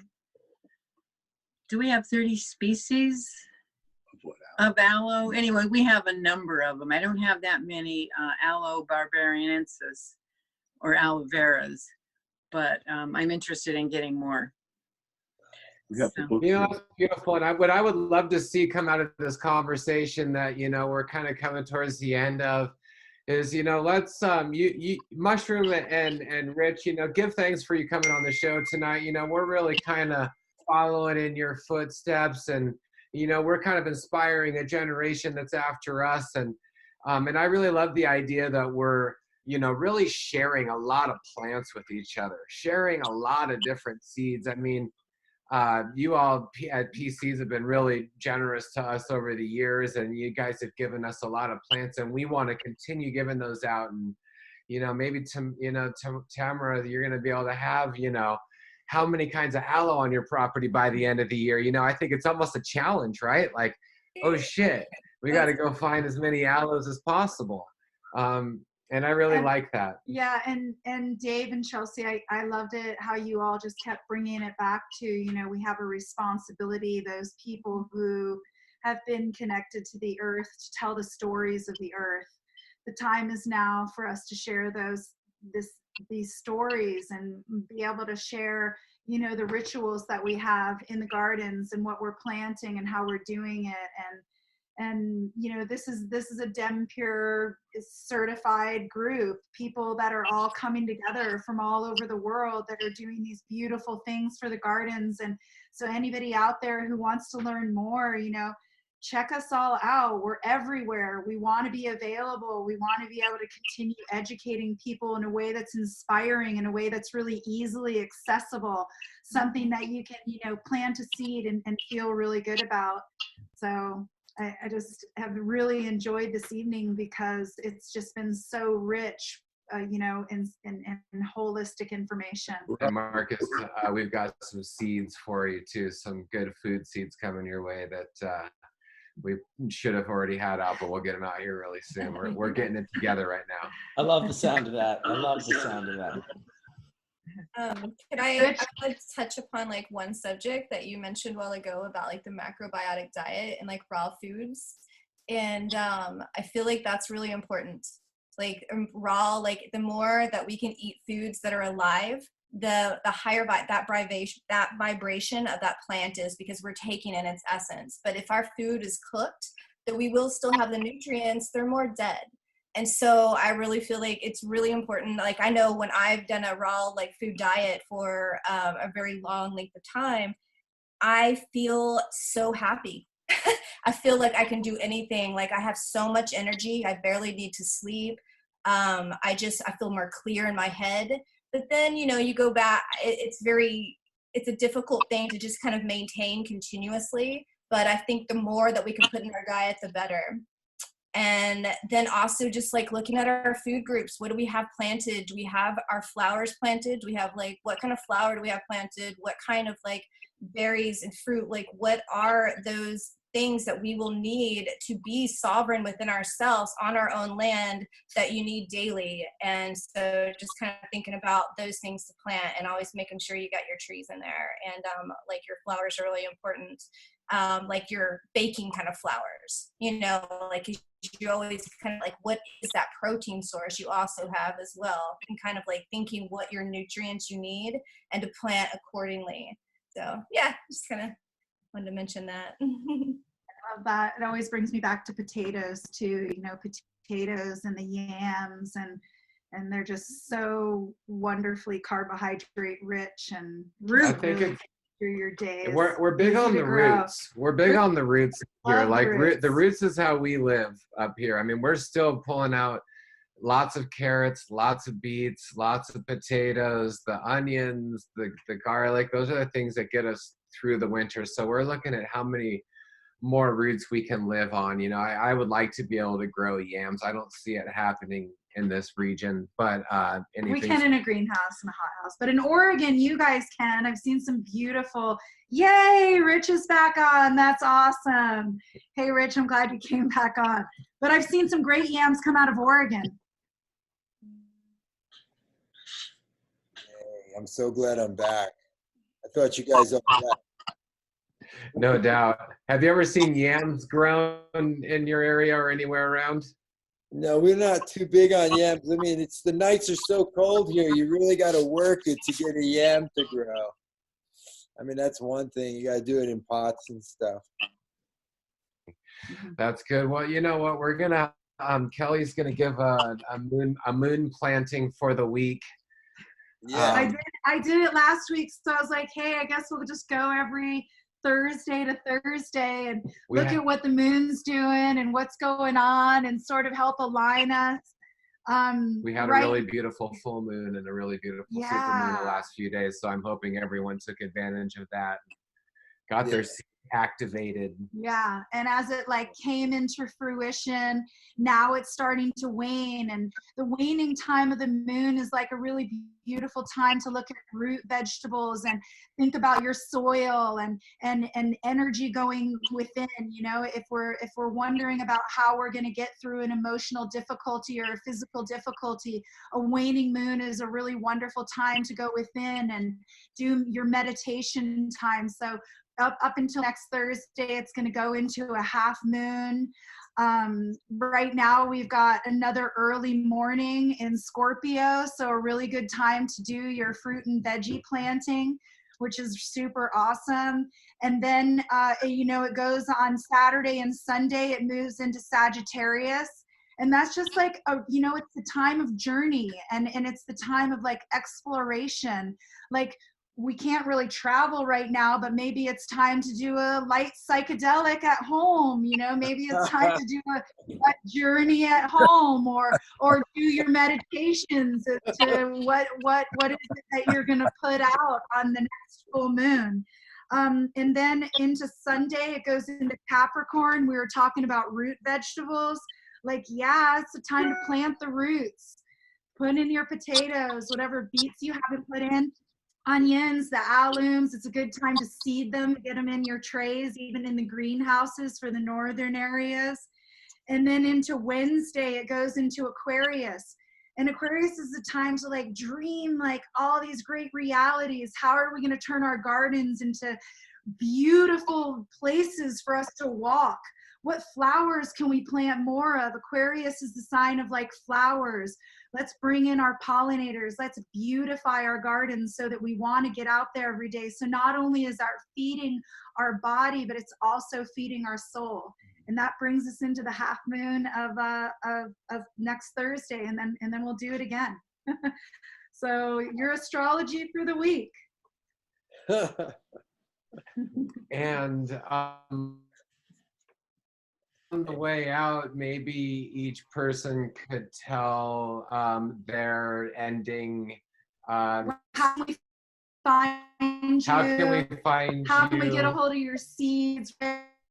Tamara, your beautiful medicines, and you to lead us forward and information out to the people.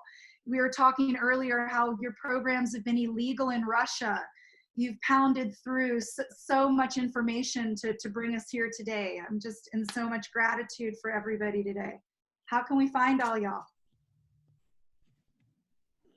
Hi. Masa Seed Foundation. Masa stands for the Mutual Admiration Seed Association. That's all of us. MasaSeedFoundation.org. info@MasaSeedFoundation.org.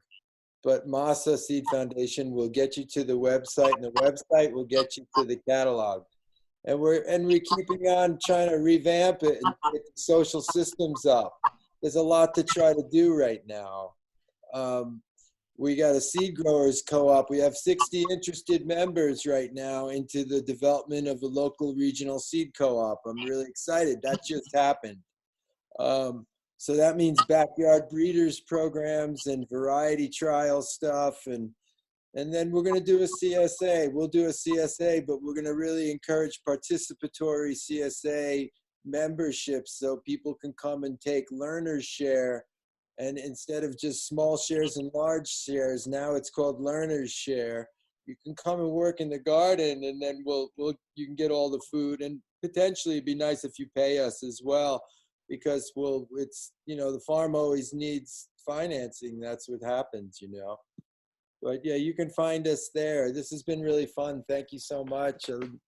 You know, I just feel really good that we were able to jump in, and wow, it's been a long time since I've seen Mushroom and Linda, and then to see you all, and it's just really beautiful. It feels really nice to be in the seed room and feel, you know, wow, it's getting a little blessings from some friends far away.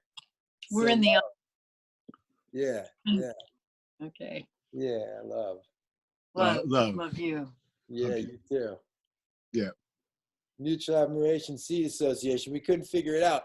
Originally, I wanted to call it the Aboriginal. I was calling it we were Abundanza. We were calling it the Aboriginal Seed Project. I really liked Aboriginal because it was Aboriginal. And then I heard that Abo actually is derogatory, and it would be it's not a very cool thing to say, especially in places like Australia, to an Aboriginal. And I was like, what a bummer. I was like, I really like this name. I had no idea. That was really good. It was sounding really good. Definitely. I'm with you on that. And then all of a sudden people say you can't use it. And I had an identity crisis. And it took me like 6 months and I still couldn't find a good name. And then it was like, okay, people, what's it going to be? And I was like, well, all right, Masa. Masa, interesting. I love corn. Masa, beautiful. Mutual admiration. Okay, we'll do it. So Masa Seed Foundation it is. It works with PC. That sounds awesome. Masa. Yeah. Beautiful. And Mushroom and Linda, Can you tell us about Peace Seeds and maybe How can we- Peace Seedlings and you guys have a unique way of getting seeds because you don't have a website at the moment. So can you tell people how to do it? How people can find your seeds? How people can find you guys? I think you can find peaceseedslive.blogspot.com for the usual annual seed list, as it's been for the last 20 years or something. So every year we have a new set of stuff that we put in this list, and that's where you can find it on the computer. And for Delana and Mario, which is peaceseedlings.blogspot.com, they also, and they have a very different seed list since we have different things we work on as a common ground. And they grow a lot more seeds. They grow a than lot we of do. seeds. And that's beautiful. That's your children. And for people that don't know who for Delana's your child, and they're they're kind of taking on the work and bringing it forward and spending every day on the field. They were going to join us tonight, but they were working out in the field, and so that's we understand that. So Peace Seedlings is where they you can find them, and then you send them a check, and that's how. And what about your art, Mushroom? Is there a place where we can see your art? Because we haven't talked about it. We don't have time to dive, but you are a modern artist and you do paint every single day. A lot of the time, there's probably about 1,700 paintings, and they're all hanging out. A lot of them are stacked up there, one. And I just like to keep on painting. Tell them your blog art. What? You can see his art. You can see the art on Peace. What was it? Popular. I don't know who did it, but Popular art, I think it's called. We don't know. Yeah. Alcapular art, right? And you can there's every 30 or 40, every couple of months we change the program of what's available to look at. That's awesome. And we have some of your videos on our YouTube channel if people want to see more about your work in the farm and everything, so people can look at the Dragonfly with Medicine YouTube channel. And the DEM Pure. And the DEM Pure one is starting, but there's not as much on there yet. We're getting it out there. And Chelsea and Dave. How do people putting up some really beautiful photos on social media and stuff? How do people get to you? To check out the farm, we're at sweetleaforganicfarm.com. And I'm probably most interactive on our Instagram, which is the OG Plant. And yeah, the OG Plant Instagram. And if you want to hit me up there, I'm addicted, so I'll get back to you right away. You can pick my brain, and I can tell you a million things not to do. That's awesome. I really love how you've just grown so much food over the years, and you just have also so much beautiful herb around you, and you really have such amazing flavors, and big love to you and your crew, to everyone that you work with, and you have a long time crew in your field, and I know it's not just you and Chelsea holding it down, and I just want to give a lot of love to the whole Sweet Leaf family out there, and you guys have really done a lot for Eugene and the amount of people that you all have fed, and the amount of food that you all have given away into the Oregon Country Fair kitchen for so many decades. You all have been giving away food. All of that has been incredibly important, and you've been really feeding people for a long time. I just appreciate you guys so much. Tamara, how can people find you? We love you, and we think you're wonderful. We appreciate your kindness and your gentleness and just everything that you do. We really appreciate having you in our lives. And to be around this lady is awesome. She's funny and savvy and smart and amazing. Girl, I love you. Thanks for coming on tonight. Oh, yeah, it's been fun. Thank you for having me on tonight. Heal-ThyselfGardens. We're at 8, we have a website up right now, heal-thyself-gardens.com. It's in transition. We haven't finished it yet. You can see some of the products we have available, but you cannot order directly from the site yet. And that's only mainly because we're in a big transition right now. We've gone from being in this other market with, wholesaling cannabis and making medicines for dispensaries and family to now we're working on our micro business out here in California. And that's taken me the last 3 years to do, because I'm having to build like a manufacturing space out here, get the roads, you know, commercially up to standard for with all they want. And it's been a lot of process, but through it, you know, it's like helped me realize exactly what the priorities are. Like, am I just going to grow 2, you know, giant fields of cannabis with a few herbs in that? Or where's my passion at? Where is Heal-ThyselfGardens? What is, like, we want to be about empowering people to learn how to, like, take care of themselves, like, be your own doctor. This isn't just about, like, plants and food. This is also, like I said, energetically, like, how do you heal yourself? And so that's what we're working on, and also working later on down the road, creating a place where people can come and be in the gardens and meditate and heal. And so right now you can just find us a lot on Instagram at Heal-ThyselfGardens. And if you see any of the products that I'm making a lot of antiviral medication, like medicines right now. And that's mainly just local that I have been, or if anyone's reaching out.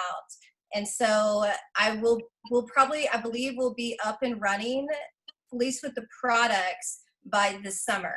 And so then we'll be able to host all our stuff. And I do CBD right now as we're waiting on our cannabis licensing. And also, you know, sometimes I do like CBD better. So I'm just like working on the medicines right now, and we're rebuilding the gardens. And so, yeah, that's where we are. So it's like, it's kind of fun to visit us on our Instagram, because you can see where we're starting again and like where we're going. So yeah. And you like to make cash too, so big, you know, since we're on marketing page, we should just say, you know, we love hash, you know, and you've done a lot of work with Amanda and Brandon, you know, over the years. A lot of our crew is big into the hash. So I love making hash. It's super fun, and I feel really honored to have like really amazing hash makers around me. And yeah, it's definitely something I'll be like sharing more of as I get more comfortable. Right now I'm like, oh, here, see, you know, and but it's fun and I love it, and it's definitely becoming an obsession. So yay. Right on. Marcus. And what's been going on with you? You guys cut out there. Was that to me? Yeah. What are you working on these days? What do you? I know you're got a lot on the go always, but what's happening? And you've been putting a lot of stuff up on your YouTube channel, getting that live going. Yeah, I got this channel back that had been hacked and taken away, and all the videos on it had been deleted and erased, and I just sort of pushed through that and didn't really react to it too much. But YouTube, you know, everyone says YouTube's super against cannabis information, but this website is about 98% cannabis related, this YouTube channel that we're on right now. And YouTube gave it back, and then they put most of the videos, they made a mistake, but I got like almost 900 of my videos back, and I had about 1,016. So that was really nice. And then working with Whistler Technologies, you know, turning people on to water extraction, large scale water extraction for bigger farms, or, you know, even craft processors or larger processors. An alternative to using all the different, you know, ethanols and hydrocarbons and CO2 and whatnot. It's just another alternative that's water and ice, and everyone seems to like it. So it's like, why not make it accessible for, you know, some of these companies that are out there trying to make products. Make sure there's a good one out there. Water extracted is a favorite of many, that is for sure. Kind of a no-brainer, but yeah, that's about it. And taking tons of walks with my family in the forest in the back here. Nice. And Daniel and Brishna we've talked to recently, and they've been transforming their land as well in central British Columbia, and it's going to be really exciting to see what happens with them. So yeah, Whistler Technologies, check it out on Instagram. You guys are always putting out some really beautiful hash there and different options, and it's just been really blowing my mind. But this evening has been really amazing. We're going to wrap it up. Go put your hands in the dirt, buy some seeds, grow some plants, smoke some ganja, feel good, reach out to a neighbor. You know, I think instead of hand sanitizer, we should all walk around with buckets of compost and put our hands in the compost. That's going to be my, you know, my better choice. But Mushroom, you know, you haven't done this before. Thank you so much for showing up, everyone, for being here. I'm really thankful for this opportunity. And I hope that all of y'all are going to come back, and anybody wanting to learn more, check into the DEM Pure Collective, DEM Pure certified farmers out there doing the good work of the land and of the communities and of the people. And again, you know, just like we started, let's really live our life in gratitude. Take every moment that we can to really look at all of the things that we have to have gratitude for. Go build some birdhouses. Go plant some trees. We love you guys. Take care of yourselves. Pollinator gardens. Be well. Don't worry. We'll make it through. It's all going to be okay. We're going to be making it. We got each other. We're Blessings. doing this. Love.